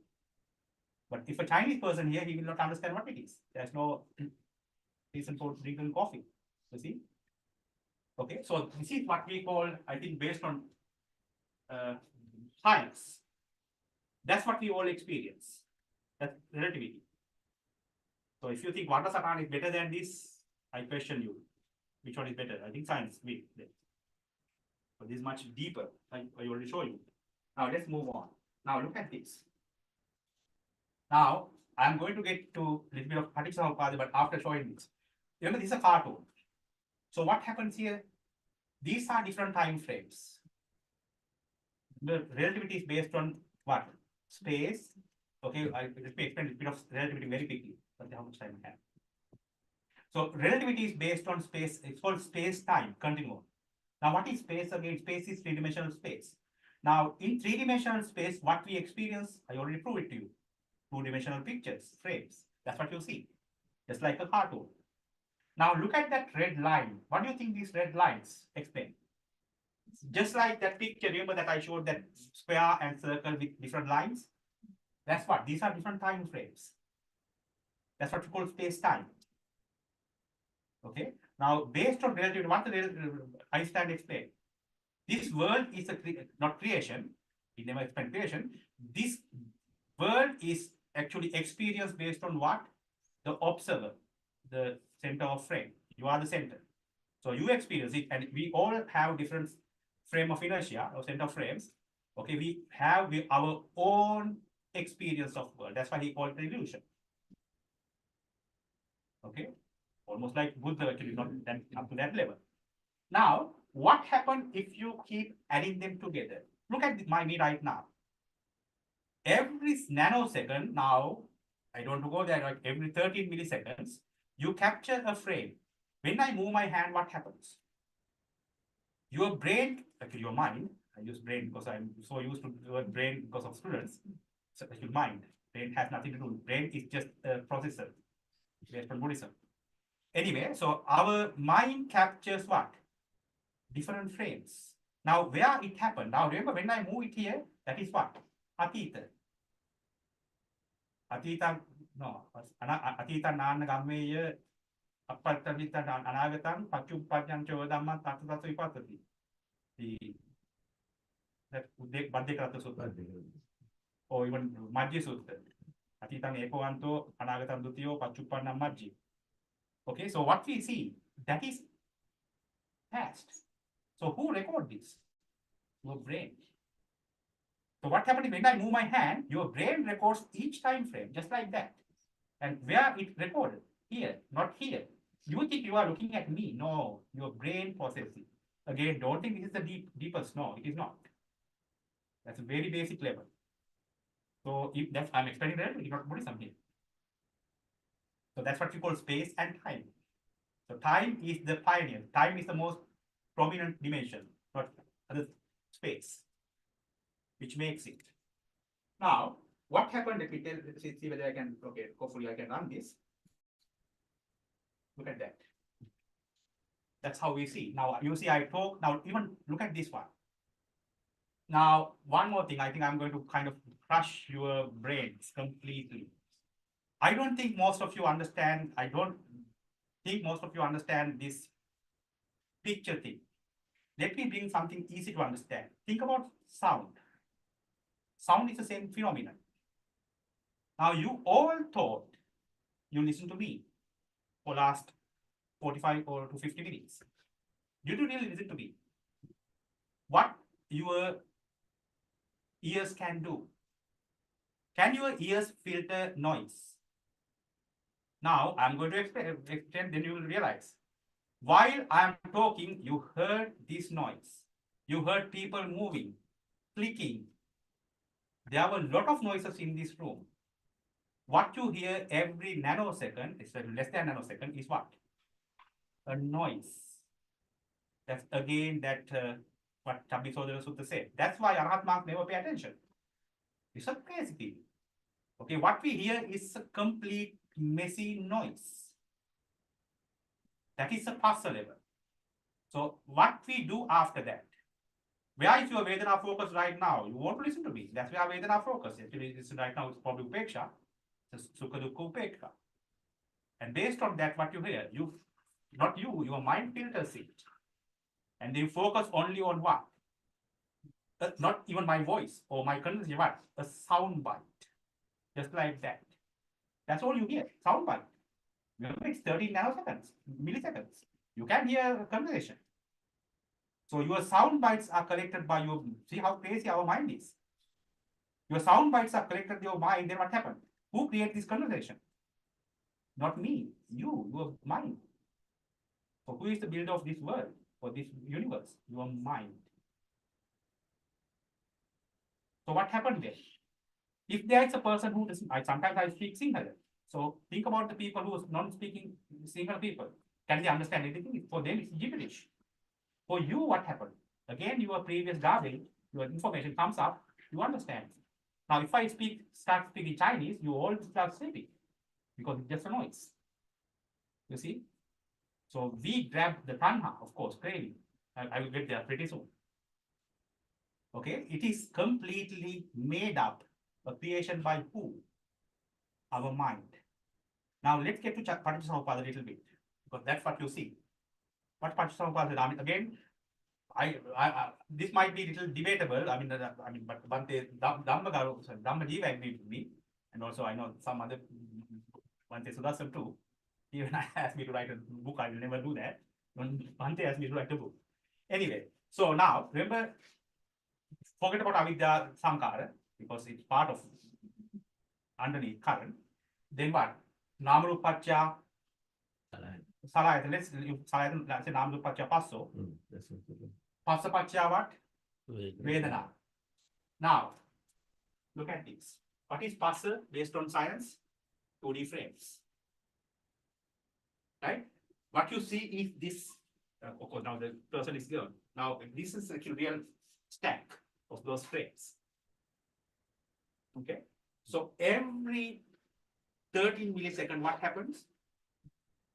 It records and stack where? In your mind. And what we do really? Building samsara. That's our samsara. Even right now, we are building our own samsara. We all of us. And this, of course, not akusala. We all paying attention to Dhamma. It's a good time, anyways. Now, then what is this? Vedana. Now we focus, right? We all focus on what? Did anybody focus at fence when the person moving? No, we all focused on the person. Okay, Vedana Samosarana. Now, what is this line eventually make? Let me go there very quickly. I hope I have it. 1 second, I will come to this. Oh no, that's kids one. Sorry, I'm sorry. This the kids one. I reduce a lot of things because kids cannot understand. That's hi-fi science, of course. That's for the kids. Okay, now look at this. Again, that's Einstein's relativity.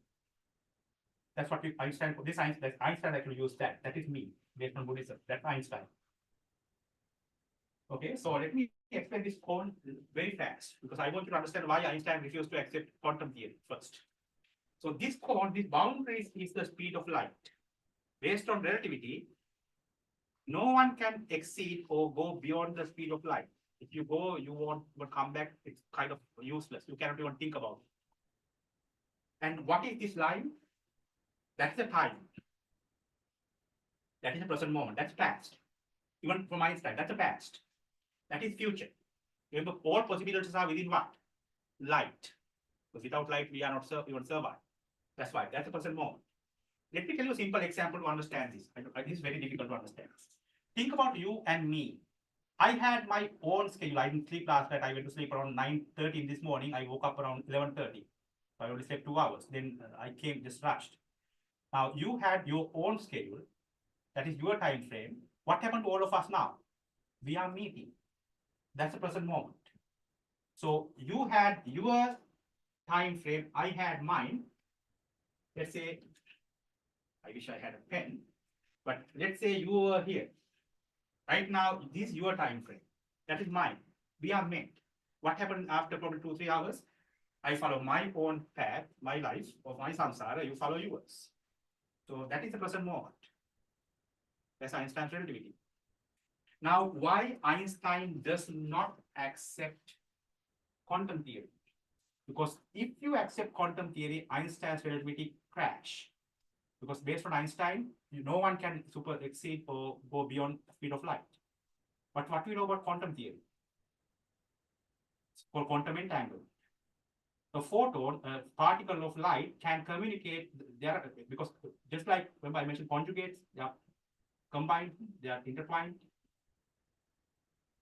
All photons are staying together, what we call entanglement. They are entangled. If somebody observe one photon on one end of the universe, it automatically go to the other photon on another end of the universe. It happens spontaneously without no time. Let me tell you to understand how much time it takes for sunlight to reach from sun to earth.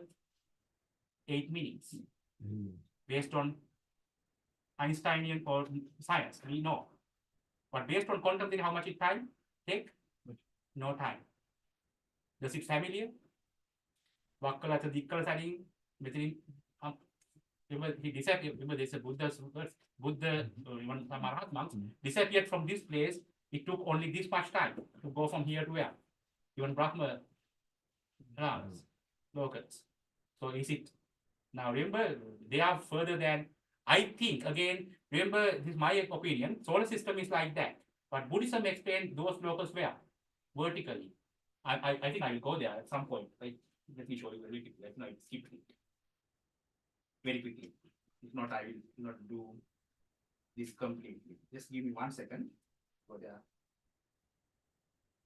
Not there. Give me 1 second, one place. Probably I have accidentally did it.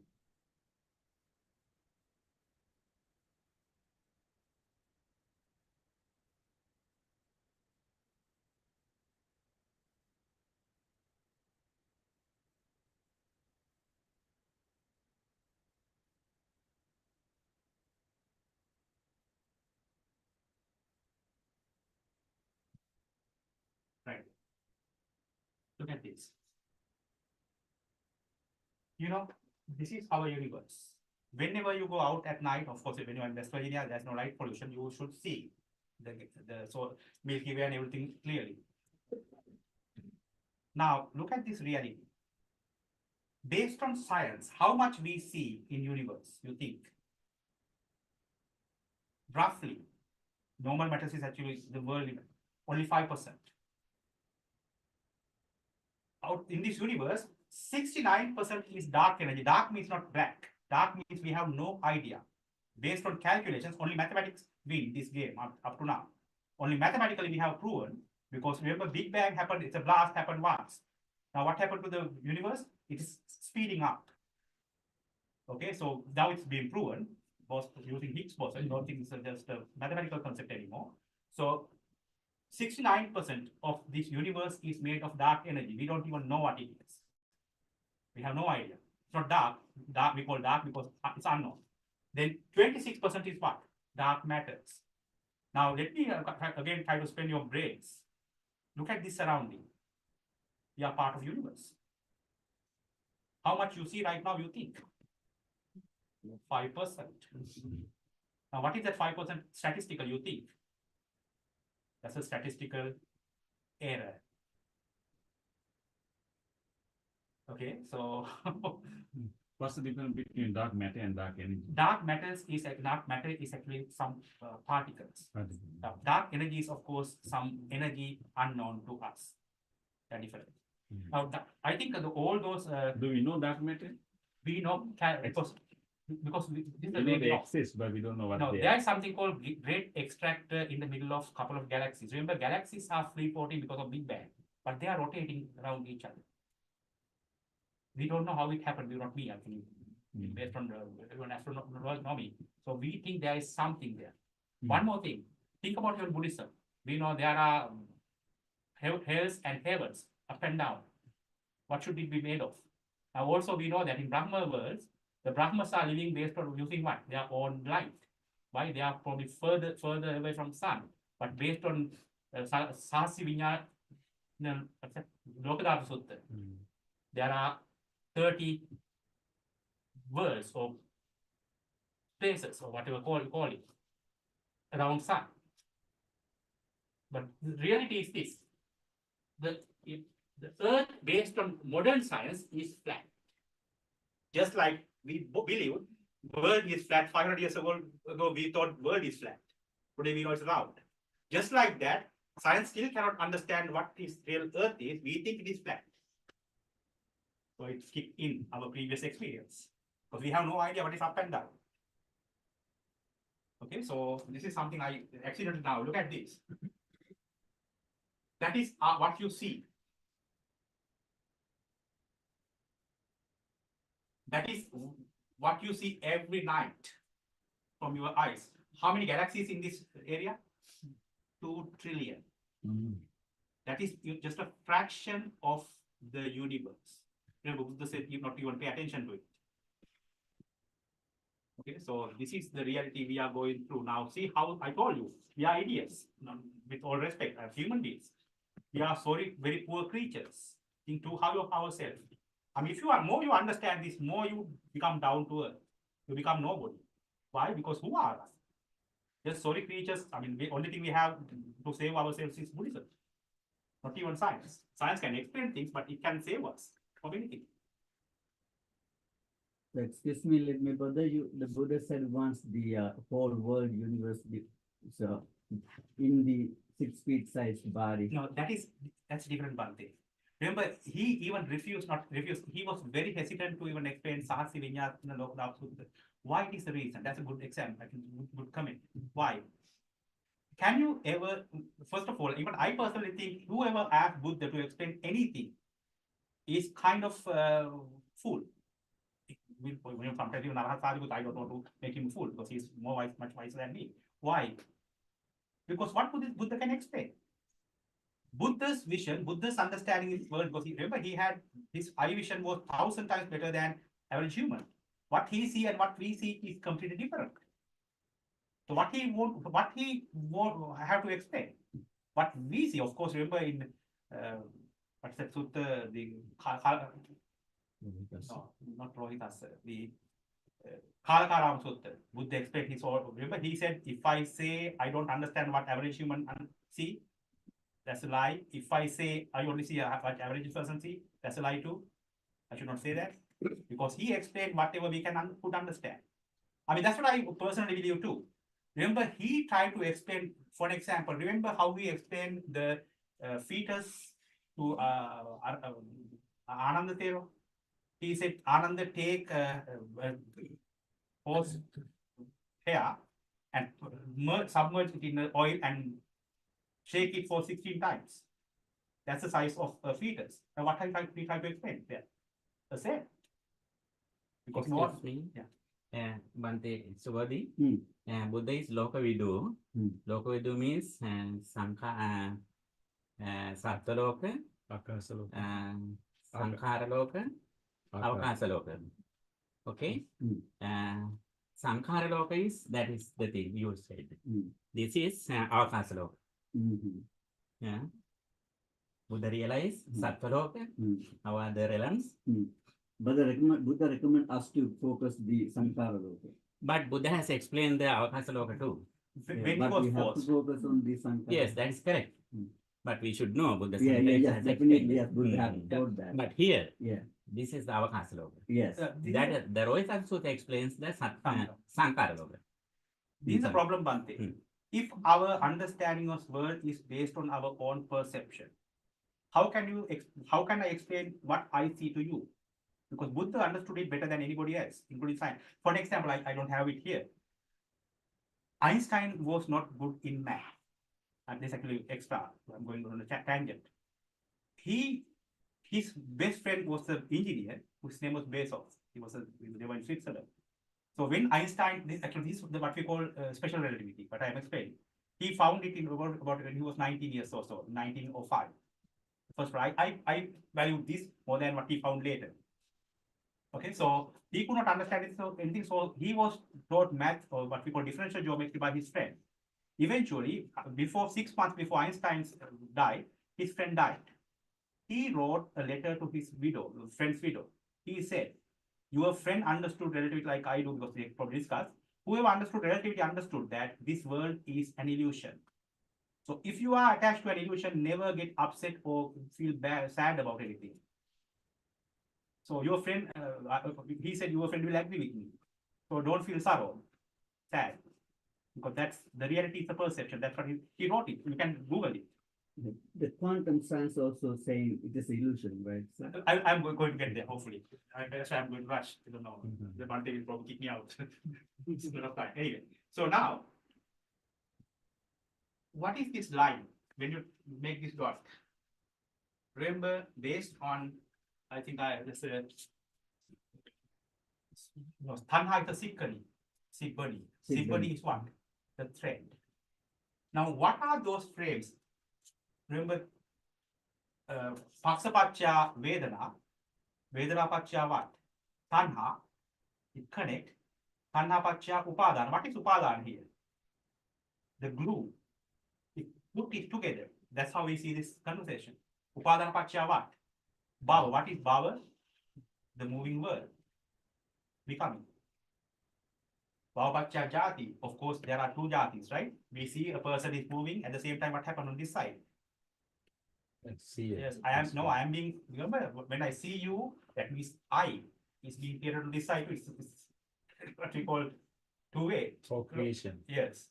It's you and me, because whenever I see you, I see it. That's where our Atma concept comes. Okay, so that is, of course, very high level of, that understanding of Buddhism. I don't think these people can ever understand that part. Now, I'm going to look at these. First one, people like us who believe in physics know the distinction between past, present, and future is what? It's the illusion. That's Einstein. Look at the last one. As far as laws of mathematics refer to reality, of course, I'm a mathematician too, there are no certainty, right? So as far as they are certain, okay, they are not certain. They do not refer to reality. Okay, so I'm going to move for astral. Okay, now I already mentioned this. That is what is this sutta? Nete kaya yavayani chitrani loke. This is actually I can't remember right now. Cognition. Yeah, no. This is the In the soul. Sankapalago Punsasatamo. It is Kajani Sutta, right? No. It's in the Samyutta Nikaya. I don't know exactly. It should be there somewhere. What would it be like? Yeah, actually. Anyway. So now let's get back to this. Now I mentioned Bhadde Karatta too, because it's Atita Nagata Vartamana. Yeah. Whatever. Now, again, that's a Loka Sutta, that's what Bhante explained. Because eventually you have to agree that because it's based on you. So how you get information? Based on your six senses. Five faculties. Six senses, whatever. So that's why it is kind of useless to try to find anything out there. Because we already saw how we see things. It's an illusion. If everything is an illusion, what's the reason to attach to anything? So Buddha said in this sutta, nobody can cross the universe, and without crossing, not able to get. Yeah, that is of course understand universe, of course, within you, because universe is a creation of your own senses. That's why. Anyway, so now let's see whether I have right there. I hope this will run. Now this is the quantum theory. You can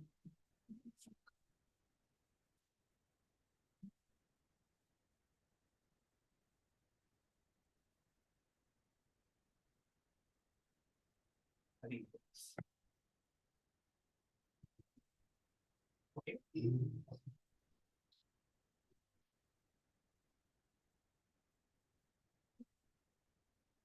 Okay. Can we increase the volume? That's the best I can. Again, now look at this. This is, we go back just a second. Now watch this. This is the photon level. Okay. Now this is where, of course, Abhidhamma. Remember, even personally, I thought this Rupa Kalava thing is complete garbage. I personally thought it. That's why I didn't like Abhidhamma. But this is what we call Rupa Kalapa in Abhidhamma. Okay, I will probably go a little beyond what you see here, because my understanding has been improved after this. But look what you see. Now, how much time it takes this to be experienced by you? 1/1 and 44 zeros. Like 1/3 of Asanka. That's how much time it takes to observe this. Okay, now let's see.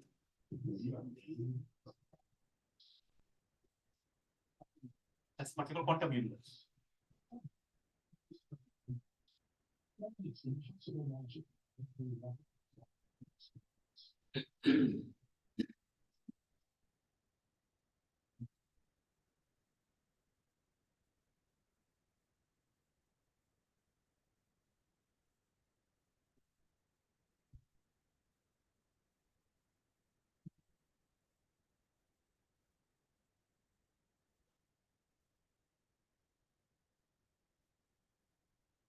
Now, before moving on, I want you to understand something. Now, you see something is keep happening, but what your eyes can experience, you think. Whatever sees us, what happened? Disappears. Remember, it is upado panyayati, vayo panyayati, itassa anyatattam panyayati. So it remember every photon packers appear, then what happened? It slowly disappears. That's what we call Chinthaka. Remember 14, 17 army, whatever. I have no idea about Abhidhamma. I heard this eventually when I showed a wise mark. Okay, so don't think it is going to last like that. Then who record this again? Your mind. Don't think you see it because this is science. You think it is sticking, right? It's keep happening and it's getting picture is getting fit. But what happened in reality? It ceases and disappears. Now who records this? Your mind. That's the reality. Remember, that's the reason we can't even talk about anything beyond. Let's see.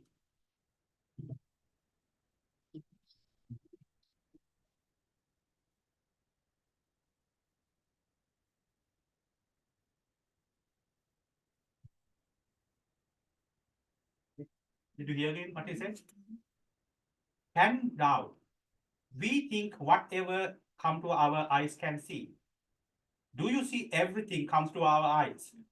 No. It is just a tiny probability. What we call it in Buddhism, karma. You have a karma jar. If there's a God here, he can see better than us, we do. We have a karma jar. It's a probability.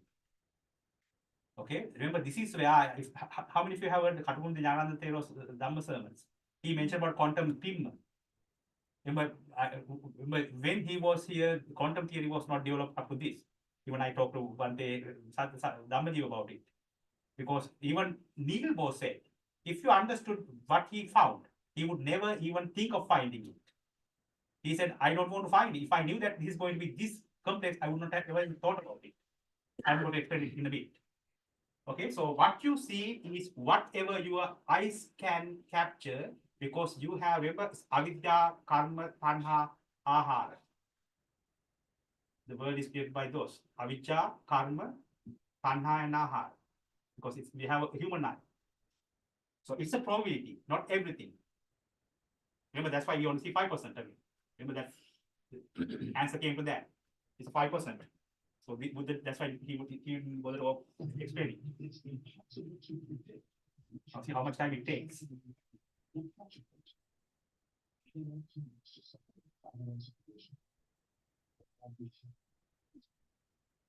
Probabilities.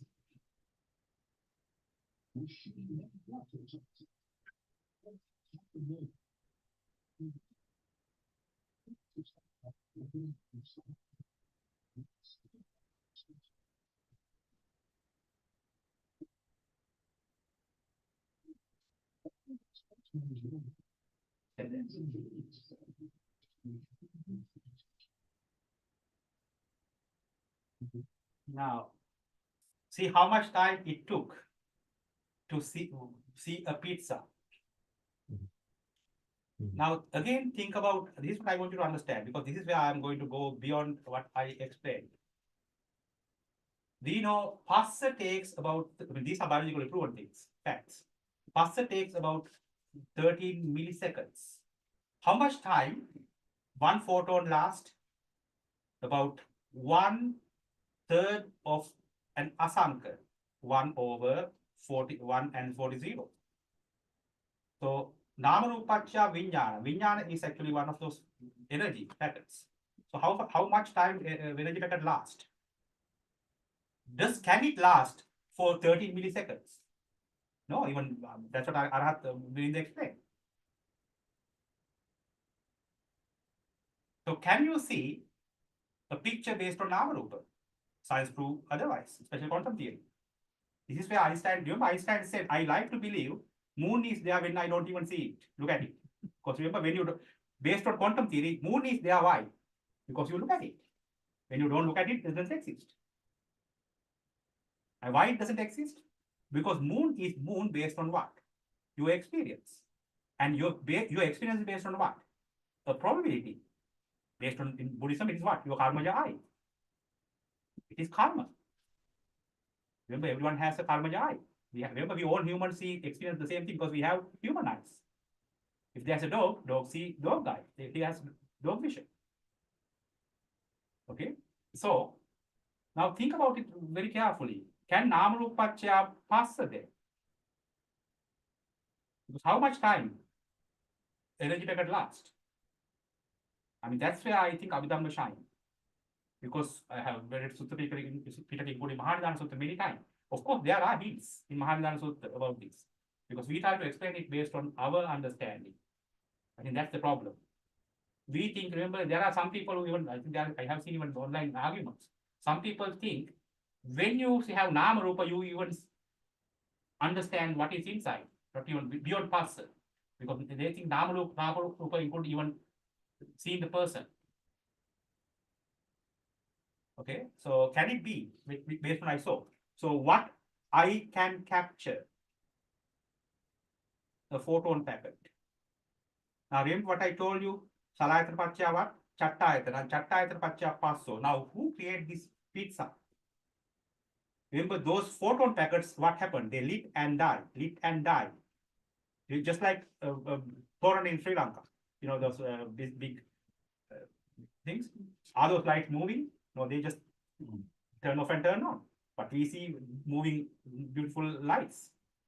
Just like that. So it's similar to the Padatiti Bhanga in the. Remember, Rupam Rupattaya Sankaran Abhisankaroti Sankaro. Vedanam Vedanantaya. I'm talking about, I think, which sutta, whatever I can remember, sutta now. Everything is creation of what? Sankara. Now, what is Sankara? That is what we call time in Einstein's relativity. Remember, every time you experience something, it's not you, of course, that is the phenomenon. Experience and person, the selfness, what we call Atta, happen simultaneously. So when I experience something, I keep recording. That's what we call time. It's a Sankara. I mean, that's the main difference between science and Buddhism, because I don't think science will ever understand Anatta, non-self. They cannot. They will not. If they understand, of course, then they will become Buddhists. Or they will become Buddhists. Of course, they don't have to be Buddha anymore. They will become Buddhist. I don't think anybody who understands this reality will ever be even atheist. Because you start, of course, being surprised to your core. I mean, I don't have any other words. Even right now, you see, I think that's who Buddha is. Okay, so I don't think we will ever question Buddha's wisdom if you understand what I explained. Because this is where, because Einstein cannot understand, because he thought this is real. Just like most of us think this is puzzle based on our experience. It is not, based on quantum theory. Because a lot of people thought whatever I explained before is fake, it is useless. Maybe some of you thought, what happened? Now today we have quantum computing.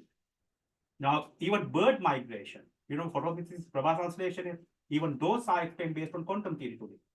Even biology, science, medicine, everything is becoming much more faster, improved thanks to quantum theory. So no one can deny it anymore. So if you deny Abhidhamma, that's what you are denying now. Because a lot of people who deny Abhidhamma who cannot understand that Rupa Kalavati, just like I did long time ago. We think this is what we experience. Now look at this picture right now. You think you are look at this. What your eyes can capture right now, it is the entire picture. Within this entire picture, your eyes are pinpoint focused on what? This. That's Vedana and what? Sanya. That's why eventually the world is creation of what? Not even Rupa. It is Vedana and Sanya. So now one more thing. I'm going to stop it now. One very quickly. Now, what is this photons? Now, for an example,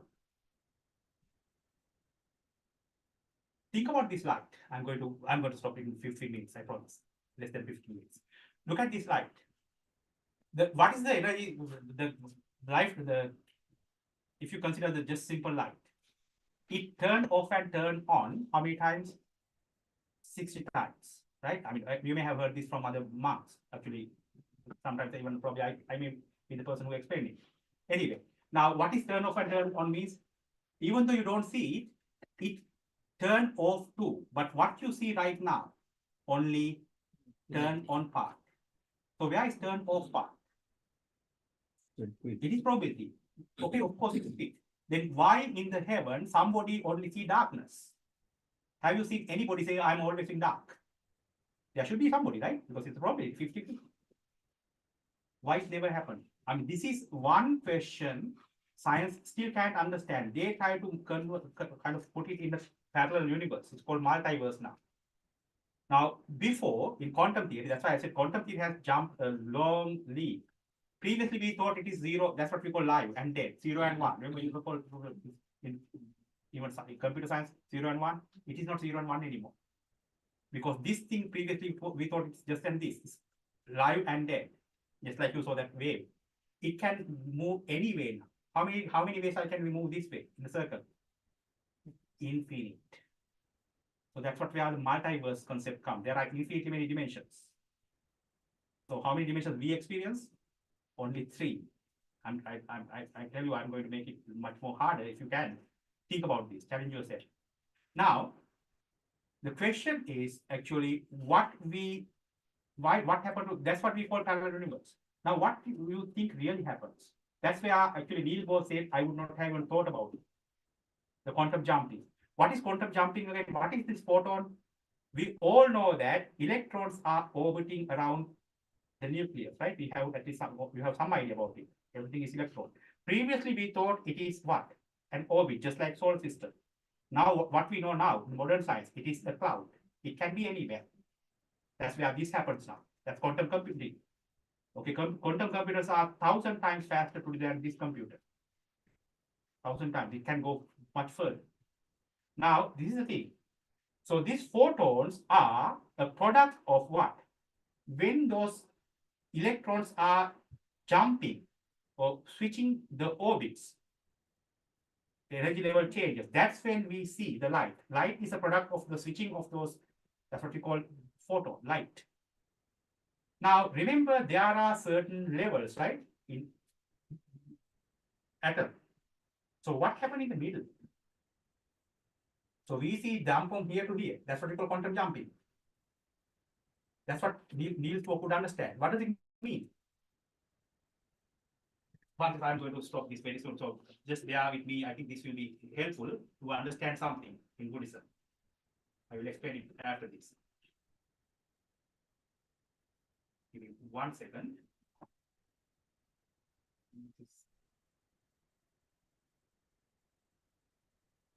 I'm done. I know the time. So now,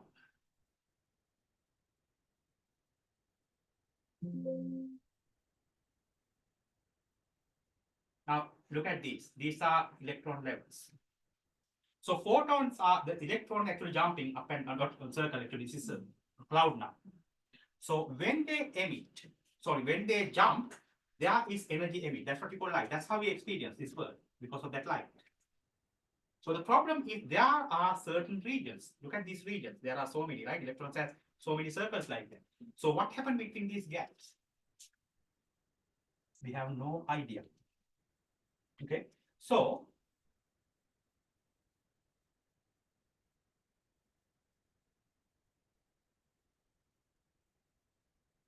this is what you experience.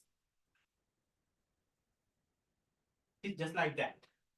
That is our one experience. Then after a certain time, we see this. That's our experience. That's what we call our world. Again, Bante, to your question, that's why I didn't answer that exactly. That's our experience. There are these gaps are again the difference between the width between this gap is almost like the distance between a couple of galaxies. I'm talking about not literally. Okay, so figuratively, similarly.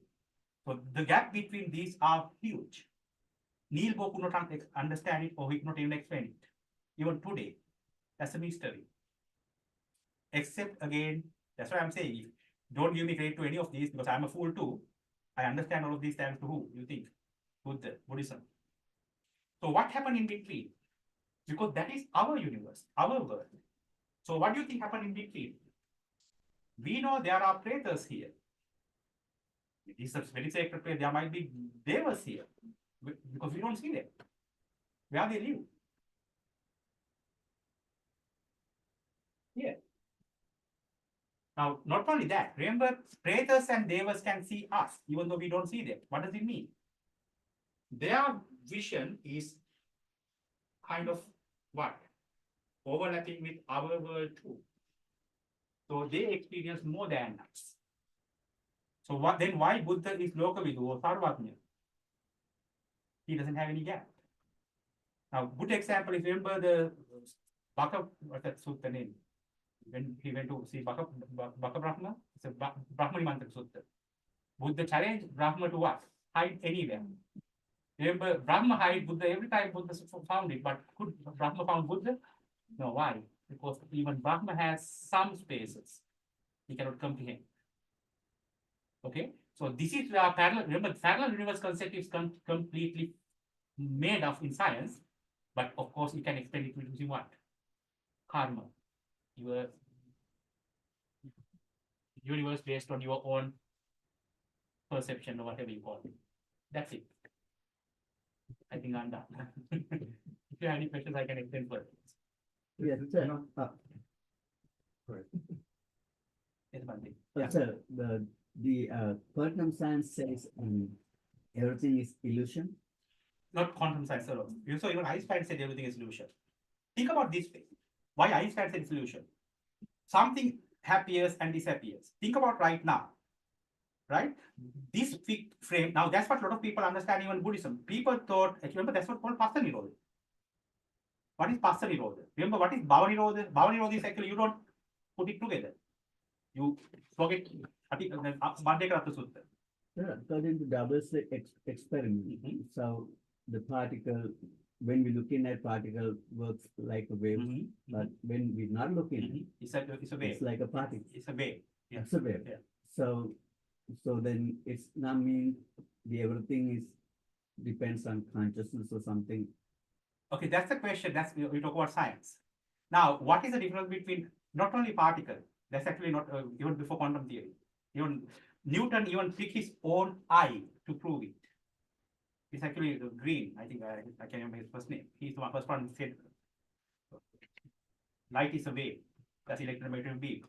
Before that, a lot of people thought light is a straight line. Actually, Einstein, it's not even quantum, it's a relativity. Remember, actually, after the solar eclipse, okay, it was found recently, because there is a star behind. This is Sun. This is Earth. There's a star behind this. Can you ever see this star because the Sun is huge? It's giant. You can't. So Einstein said because it's called bending, light is bending because of gravity. Okay, so Einstein said if when there's a solar eclipse, it should be seen. Yes, it has been recorded. That means what? Light is not only bending. Now, what you said is actually double slit experiment. Because when you observe it, what you observe, you think. Whatever you can, your eyes can capture. Again, this is based on my understanding of Buddhism. Because science is still pulling their hair about this. But they are not Buddhists. That's why I'm called Karmajaya. Because what you observe is what you see, which is straight. But of course, what you see every second. When you don't look at it, what happens? Again, this is because of, I mentioned complex numbers. Technology is beyond our reality. Technology can detect a lot of things which we cannot comprehend. So technologically, that what's called the, there is a shield which is radioactive. The radioactive shield can capture any electron hits it, even though our eyes cannot see. One reason could be karma. Remember, we don't see everything. We also saw it even in quantum theory. It's a probability what we see. Don't think we are seeing everything. We see just the probability. It is, I mean, we are kind of prisoner of our own karma. That's why we can go beyond our human brain, right? If you do meditation, of course, you go beyond that karma eye. So, sir, do you think the Buddhist absolute reality? There's no absolute reality in Buddhism. No. So What do you mean whatever by- it is, we call Nibbana or Nirvana. No, Nibbana is, that's the thing. Nibbana is not absolute reality. What is it, Nibbana? Did even Buddha try to explain? I don't think I have to explain. It's much- No. Yeah. So what do you mean here? It's Buddhism, the absolute reality of Buddhism. No, and quantum absolute. science. No, Nibbana is not. What is Nibbana? Nibbana is everything what arises and ceases. That's reality. If you see that truth and being mindful, what is there to cling into? So my So where is me, the Atma? Where is the permanence? Because everything is impermanence. How fast this happened? In 1/3 of Asanka. You can't even count it. So if that is the reality at that subtle level, everything else is an illusion. What you are trying to cling into? Where is the absolute reality? Nothing, zero. My question, sir, the final attainment of Buddhism is similar to the that result came through the No, split no, experiment. absolutely not. What's the final attainment in Buddhism? I mean, The- when you see the reality, you don't clinging into anything. Like, for example, think about this way. When you are going to drown, what you usually do? You try to hang into anything. So if there is nothing to hang, what you happen? You drown. What is that drawing? That's what we call Nibbana. You don't cling. Why? Look at right now. You think I am living. And remember, that is actually one of the sutras. Buddha said, if you think this is permanent, you are at least, I will accept. If you think the mind is permanent, you are a fool. Because it changed every, not even nanosecond. Why? Because even though I think there is a self here, that energy is ceasing and arising. It's mind. It's a process. So because this is well and live, you don't see that process. What happened at last moment of my life? This collapse. So of course, this mind tried to cling into something, just like I cling into that whatever it is when I drown. So when you cling, what happened? That's another bubble. If you don't cling, what happened? It disappears. For example, think about you lit a fire of this. What happens if you don't pour any fuel into this? Eventually it disappears. What happens if you keep pouring fuel? It will inflame until the fuel is lasting. That's it. There's no absolute reality in Buddhism. That's the real beauty of it. I mean, if there's a reality, I won't even accept it. There's a real philosophy of it. It's not real philosophy, right? What's the difference between philosophy and Buddhism? Because philosophy is all worldly. This is beyond our world. But he explained. That's why Buddhism is not a philosophy. Yeah, there's this guy from the Surrey, England, who was able to prove in a limited way self or no self. He says like a person who does not have a limb, with an Oh, accident. you mean that, because of that? Yeah, phantom pain. Yeah, So like there's that. a phantom limb. So the mind creates that limb. Yes. So the mind creates a self. So do you believe in that? Do you accept? This is a problem which I believe. Remember how the mind or vijnana came to mom's womb? Was there any brain? No. Was there any heart? No. It is a single cell. So does vijnana need anything other than something or nama rupa to cling into? No. Think about when you are die one day. Actually, this is I think probably one of the suttas. It is Chula Mahavedal or what's the other famous sutta? The Mahatipada Sutta. Remember, Arhat Sariputta explained that to die somebody, there are 4 things to happen. The body should die, and one is actually the body temperature. Yes, yeah. So as far as the body temperature is there, vijnana can stay there. So what does it mean? I mean, that's the problem. How someone even cling or jump into hell when he sees hellfire?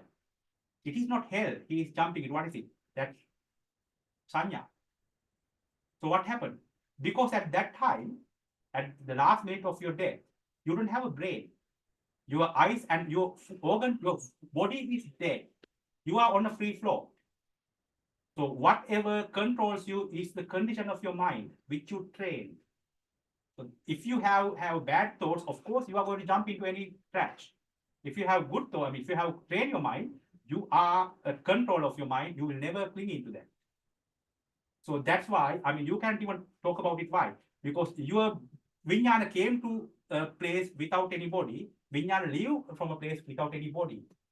So Vijnana just need a base. That's it. So you can, I don't think you can call what Vijnana is the what's called magician who create this selfness. It is nothing else. And that's what I mean, there are much more bigger scholars than me here. So, I mean,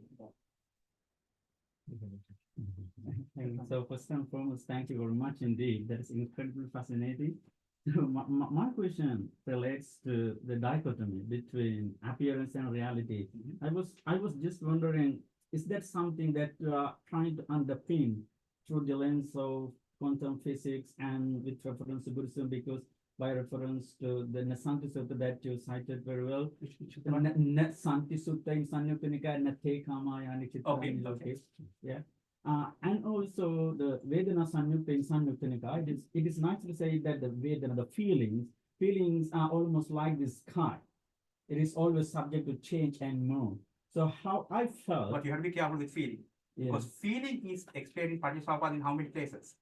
Twice. Yeah. Remember, in Nama Rupa, feeling is a Nama Dhamma too. Yeah. Now think about that photo. Remember, even in Upekka, there are two types of Upekka. Remember, Atammeta? Yeah. What is Atammeta? Nothing to cling into. And also Anidasana Vijnana. What is Anidasana means? You don't experience anything. That's Arhat mind. Why? Because at that level, your Vedana is whatever that thing. So you have to be very careful. That Vedana has nothing to do with Sukha Dukkha Upekka. Even that Upekka, there is nothing to do with your feelings. It is just what we call in Dhamma here, so probably he will explain better than I do. So it is what we call what? Without any feeling. It's just a understanding, yes. Then, of course, after you put what we call essence into it, then you start feeling and happy and sad or whatever feelings, and also Sukha Dukkha Upeksha. So my question is that, would you say appearance is an outcome of feelings and perception? Of course, not appearance, your experience. Experience, Yes. like experience. Yes. Then would you say, or ultimately, there is no reality within the context of that appearance, the so-called appearance? What is, first of all, what is the reality you call? The reality is whatever, that's why Bhante said it is your own experience based on your six senses. There's nothing called a reality other than that. So think about Rupa. What is Rupa? It appears and disappears. Then what happened? You grab that based on Vedana and Sanya, you create what? Remember again in the Mahanidana Sutta. After Tanha, what happened? In Tanha, Buddha explained two different ways. Vattamulika Tanha and Samudachara Tanha. Because Tanha does two craving. It does two different things. What is Vattamulika Tanha? It creates this flow. Even Buddha has Vattamulika Tanha until he becomes Nibbana, at a Nibbana. Even Marahat monks experience this word. That is the clean path. What happened to all of us? Samudachara. Because of our six Tanha on six senses, we remember that's called taking Dandadana, Sattadana, Tuan, Tua, Besunya, because it's a different path. We are going on a tangent. That's what happened to all of us. Why we get angry? Because we attach, I mean, please, I know you know better than some Mahajan than I do. No. Yes, that I think that's perfectly fine. Then my question again arises because of that. The Samadhi Bhavana Sutta, it is said that Samahito Bhikkhu Yata Bhutan Pajana, then how it connects to that enlightenment or awaken to the truth, then what is the perplexing matter that lies behind this story? Or you say, according to this lecture or seminar, this is the thing. Yeah. Now I explained this. Yeah. Now Einstein understood at least half of it. But for me, unless I gain that samadhi, what is it? Just a theory. Yeah. I can explain that I can go and party, I can eat whatever I want, I can do whatever, even I can kill anybody. Now, if I have samadhi, what happens? I mean, that's where no matter what. Again, I want you to understand something, because some monks, especially I know, with all respect, believe that to attain Nibbana, you need to do all meditation. And some people think they need wisdom. Some people remember, but again, I have mentioned this before too. It's for one of the Savitya Sutta. In Savitya Sutta, there was a debate between Arhat Sariputta, Mahakottita, and Savitya. Everyone says which one is better, wisdom, samadhi, or faith, saddha. Buddha said actually all three are important, and people are following one different path. Think about, like, Bharya Daruchirya or even Arhat Sariputta. They grab it like that because they had the highest wisdom. You don't need to be because remember, we all have trained our minds for eons of years. You think it's an accident? We all discuss even today. So we have some, because we have to kind of bring it back, including Prajna too. But Sati is probably the one actually we need to practice. So to live in the reality, because you can understand it, but to get out of this samsara, you have to live it at every moment. Remember, eventually it's called, when you understand this, he who understands the reality, what happened? Whenever he get deceived, what it's called sabba sankara to attiyati harati jugutsati. Even sometimes you feel what kind of, I'm going to say bad word, idiot I am. Even after knowing it, I get into this mess again. When you get angry, you always feel it. If you see it, but what I am lacking right now, why a lay person can never be arahas? We have to live to work, because I can get into that samadhi level. But there are some lay people, like even get nirodha samapatti. That's the reason, because you need to have a very deep samadhi to remember. If you are becoming arahat, you have to live with it, just like this. Do you have any question that world is round? Anybody questioning? No. Why? Have you seen it? No. But it's become your what? Life now. Now I mentioned about going to hell or bad places. Why somebody go to bad places?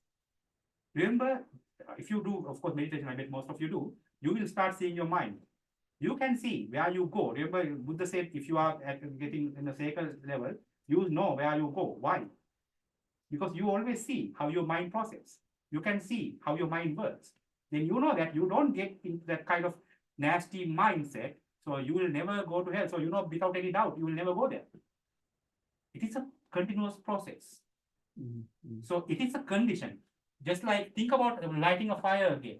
If it is sulfur, what happened? The fire is yellow. If it is ferrous, what happened? It is red.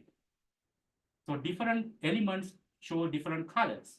Just like that, different mind conditions show different stream of minds of chittakshan, chitta.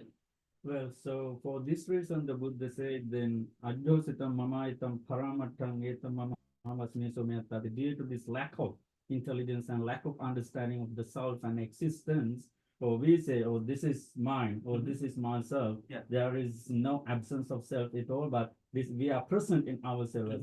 Then what you say, yes, that is more closer to the spirit of Buddhism. How I have learned, then we, at this very moment, we are supposed to live in the moment within an inch of myself. That means, oh, there is nothing at all. There is no essence. No. Don't even do that. Why? Because what you said right now, you think I see it, I understand. Look at the main problem. You see what? I. The biggest culprit is nothing else than feeling of I. So what you feel instead? If you understood what I explained, at least partially, you will think it is a process created by what? Your senses. It's an illusion. So this illusion does two things. What is it? It creates a continuous flow of world, what we call samsara. At the same time, it creates what? The selfness within me. It is a culprit with two different phases. So first you have to understand it. That's why Dhamma Dipti comes first. In Arastanga Marga, you have to understand it. You cannot get it. You have to, for example, can you become drunk by acting it? No. You have to drink. So after samadhi, you have to practice and have to Yes. then have samajnana. Exactly. Yeah. Yes. Samma jnana is of course the arhat level, of course. So Samadhi having ditthi is important, but you can't act like No, enlightened, no, right? no. I mean, you can't even get it right because when you die, I mean, you can kind of cheat the entire world.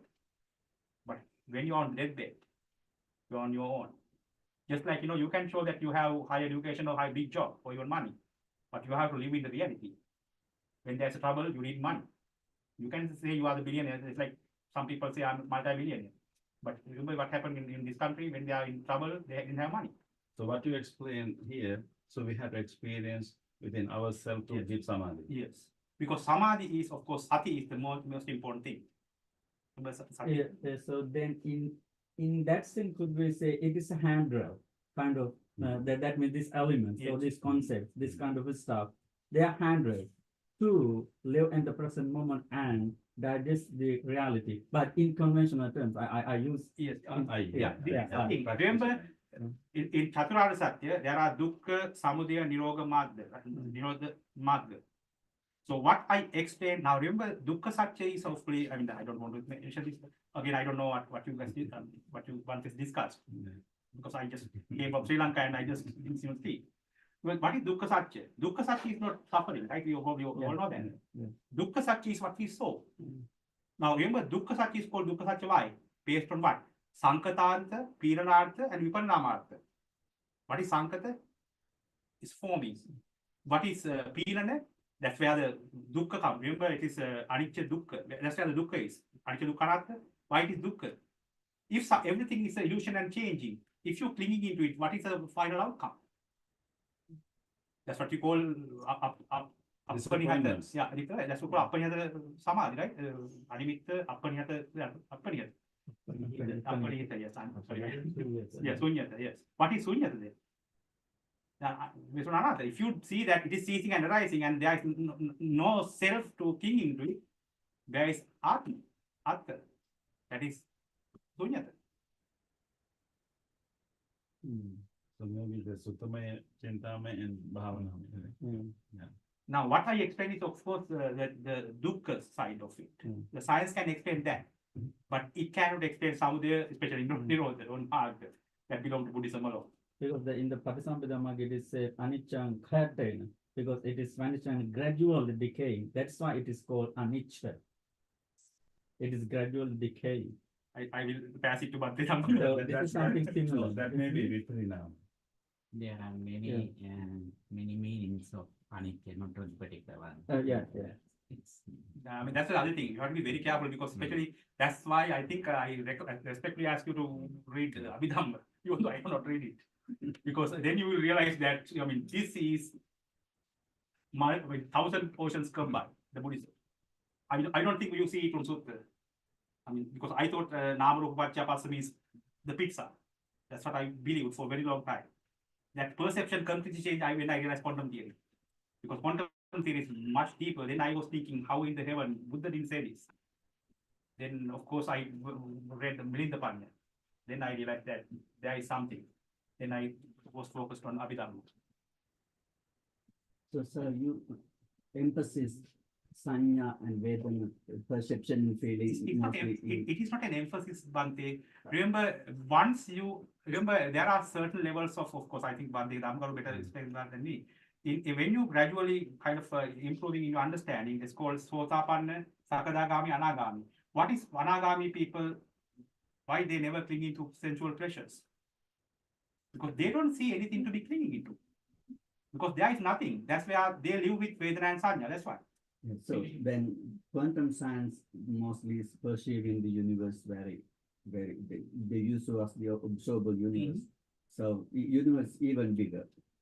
We have no idea. Beyond the observable universe. Based on Buddha, I mean, you can't even, Yes. I mean, yeah. The observable universe is find out by the Hubble and Hubble. James Webb telescopes. Yes. So then according to Buddhism, the universe even bigger. So all the something like that. I can't say that, but it's something.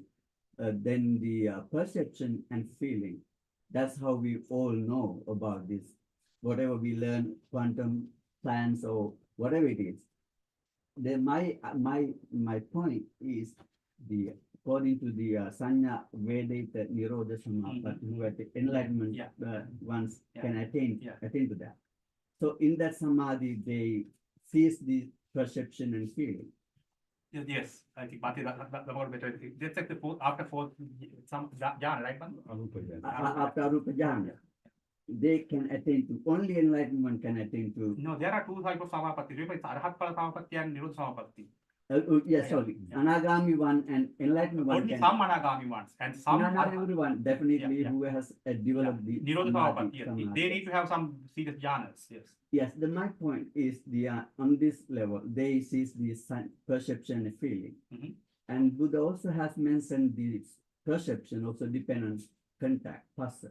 Yes. Feeling also depend on contact, And vice versa. phassa. Yes. Vice versa. Vice Yes. versa. And the volitions also depend on Yeah. phassa, consciousness depend on nama rupa, Yeah. nama rupa You talk depend about on ahara. consciousness. Yeah. Four aharas. Yes. Yes, so then in the enlightenment, so we cease that contact or whatever it's the material depends on nutriment, perception, feeling depends on contact. So when in the according to dependent origination, we cut off that contact, phassa, then we No, I don't think we cut off. One day, I think we don't cut off, right? Are We you are- talking about Nirodha samapatti No. or? after attain to enlightenment, No, no. after attain to enlightenment. There are two type of nibbanas, Bhante. So sopadisesa and anupadisesa. Yes, now I'm talking about I'm talking about the anupadisation. Okay, yeah. No, so what is it? No, anupadisation. You mean pass away? Yes, the- after passing away. Okay. So then what we attain to nibbana. So that What is the point? so that's the quantum my question, quantum science says something like illusion. Illusion is what we, not quantum science. Remember, whether we observe or not, this universe has certain rules based on its spontaneous, whatever happened. Remember, even Akanya Sutta and other suttas, Buddha explain everything happens spontaneously. No one creates it.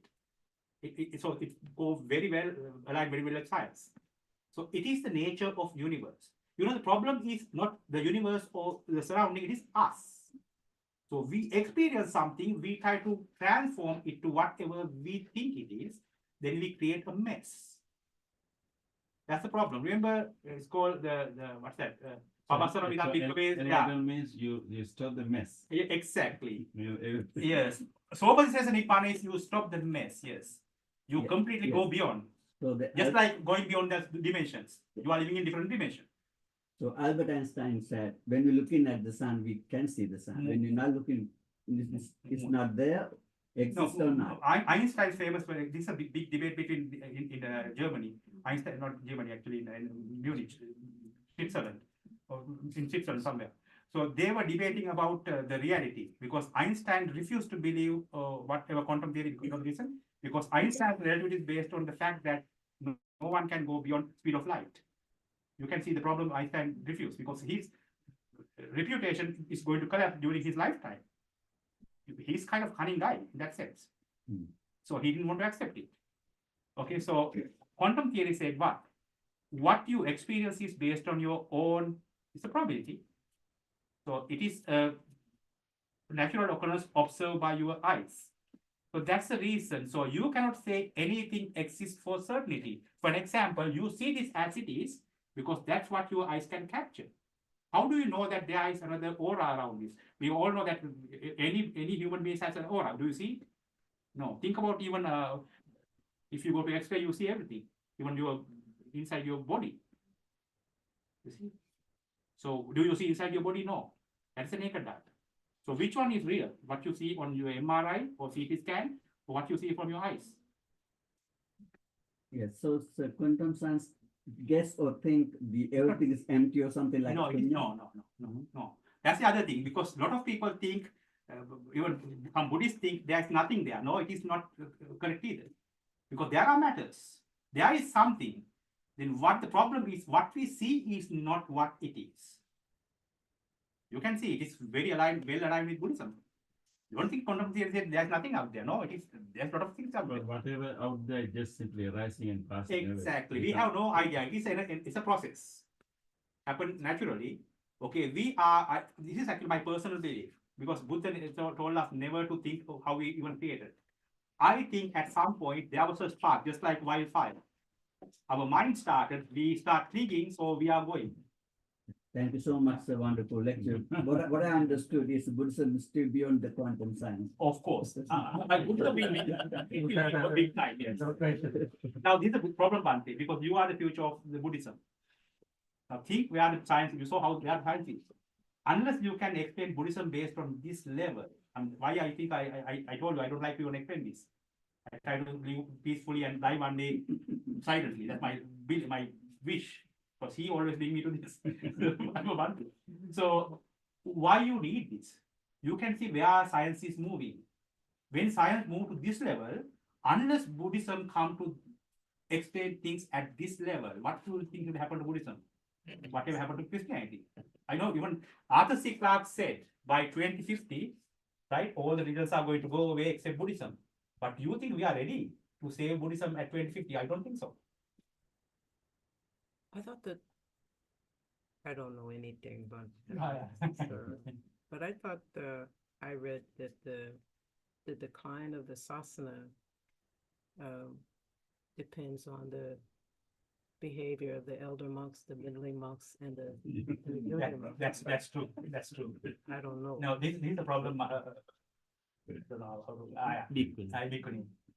Remember, Buddhism was in a good path and good shape because I think the culprit is Sita Rajasingha. It was complete. Sri Lanka was, that's why everyone kind of even worship Sri Lanka. Even I worship when I go there. I get emotional.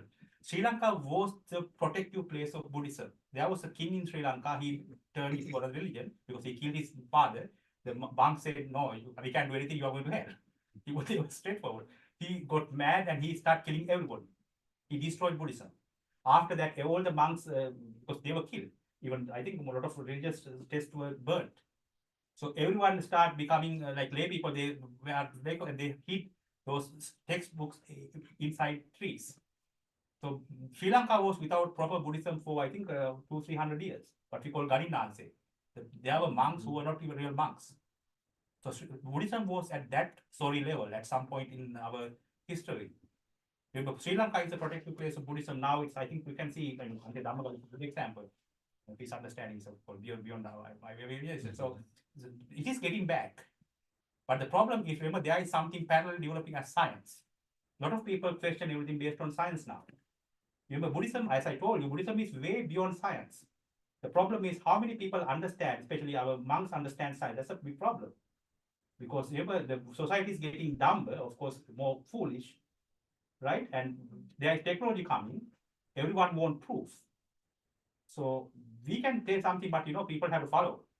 Any religion lasts because of people, not because of religion. And Buddha even said that they don't be the last monk in the sasana. Try to move it forward. I mean, that's exactly what I'm doing. This is a Buddha puja for me. But I'm doing. I can't pay him back.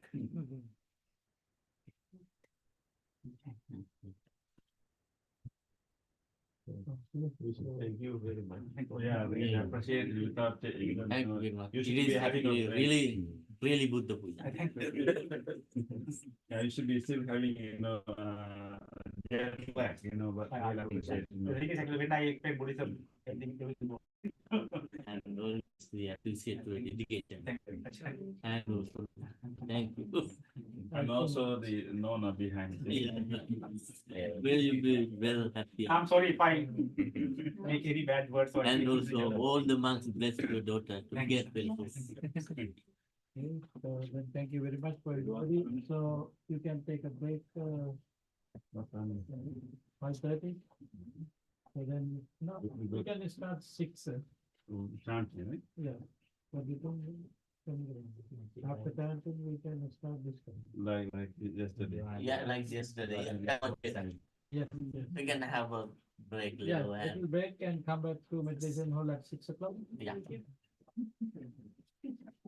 And even I think Mahatma they even have a tea or No, that's okay, but just go to. Thank you so much for inviting Yeah. me. we lost 3 luggages too, so we had to go and pick them up. They don't come with that, yeah. It was a mess. I don't know. They tell me, yeah, they have 4 times. Yesterday they had 4 5. Today they have 4. I was not.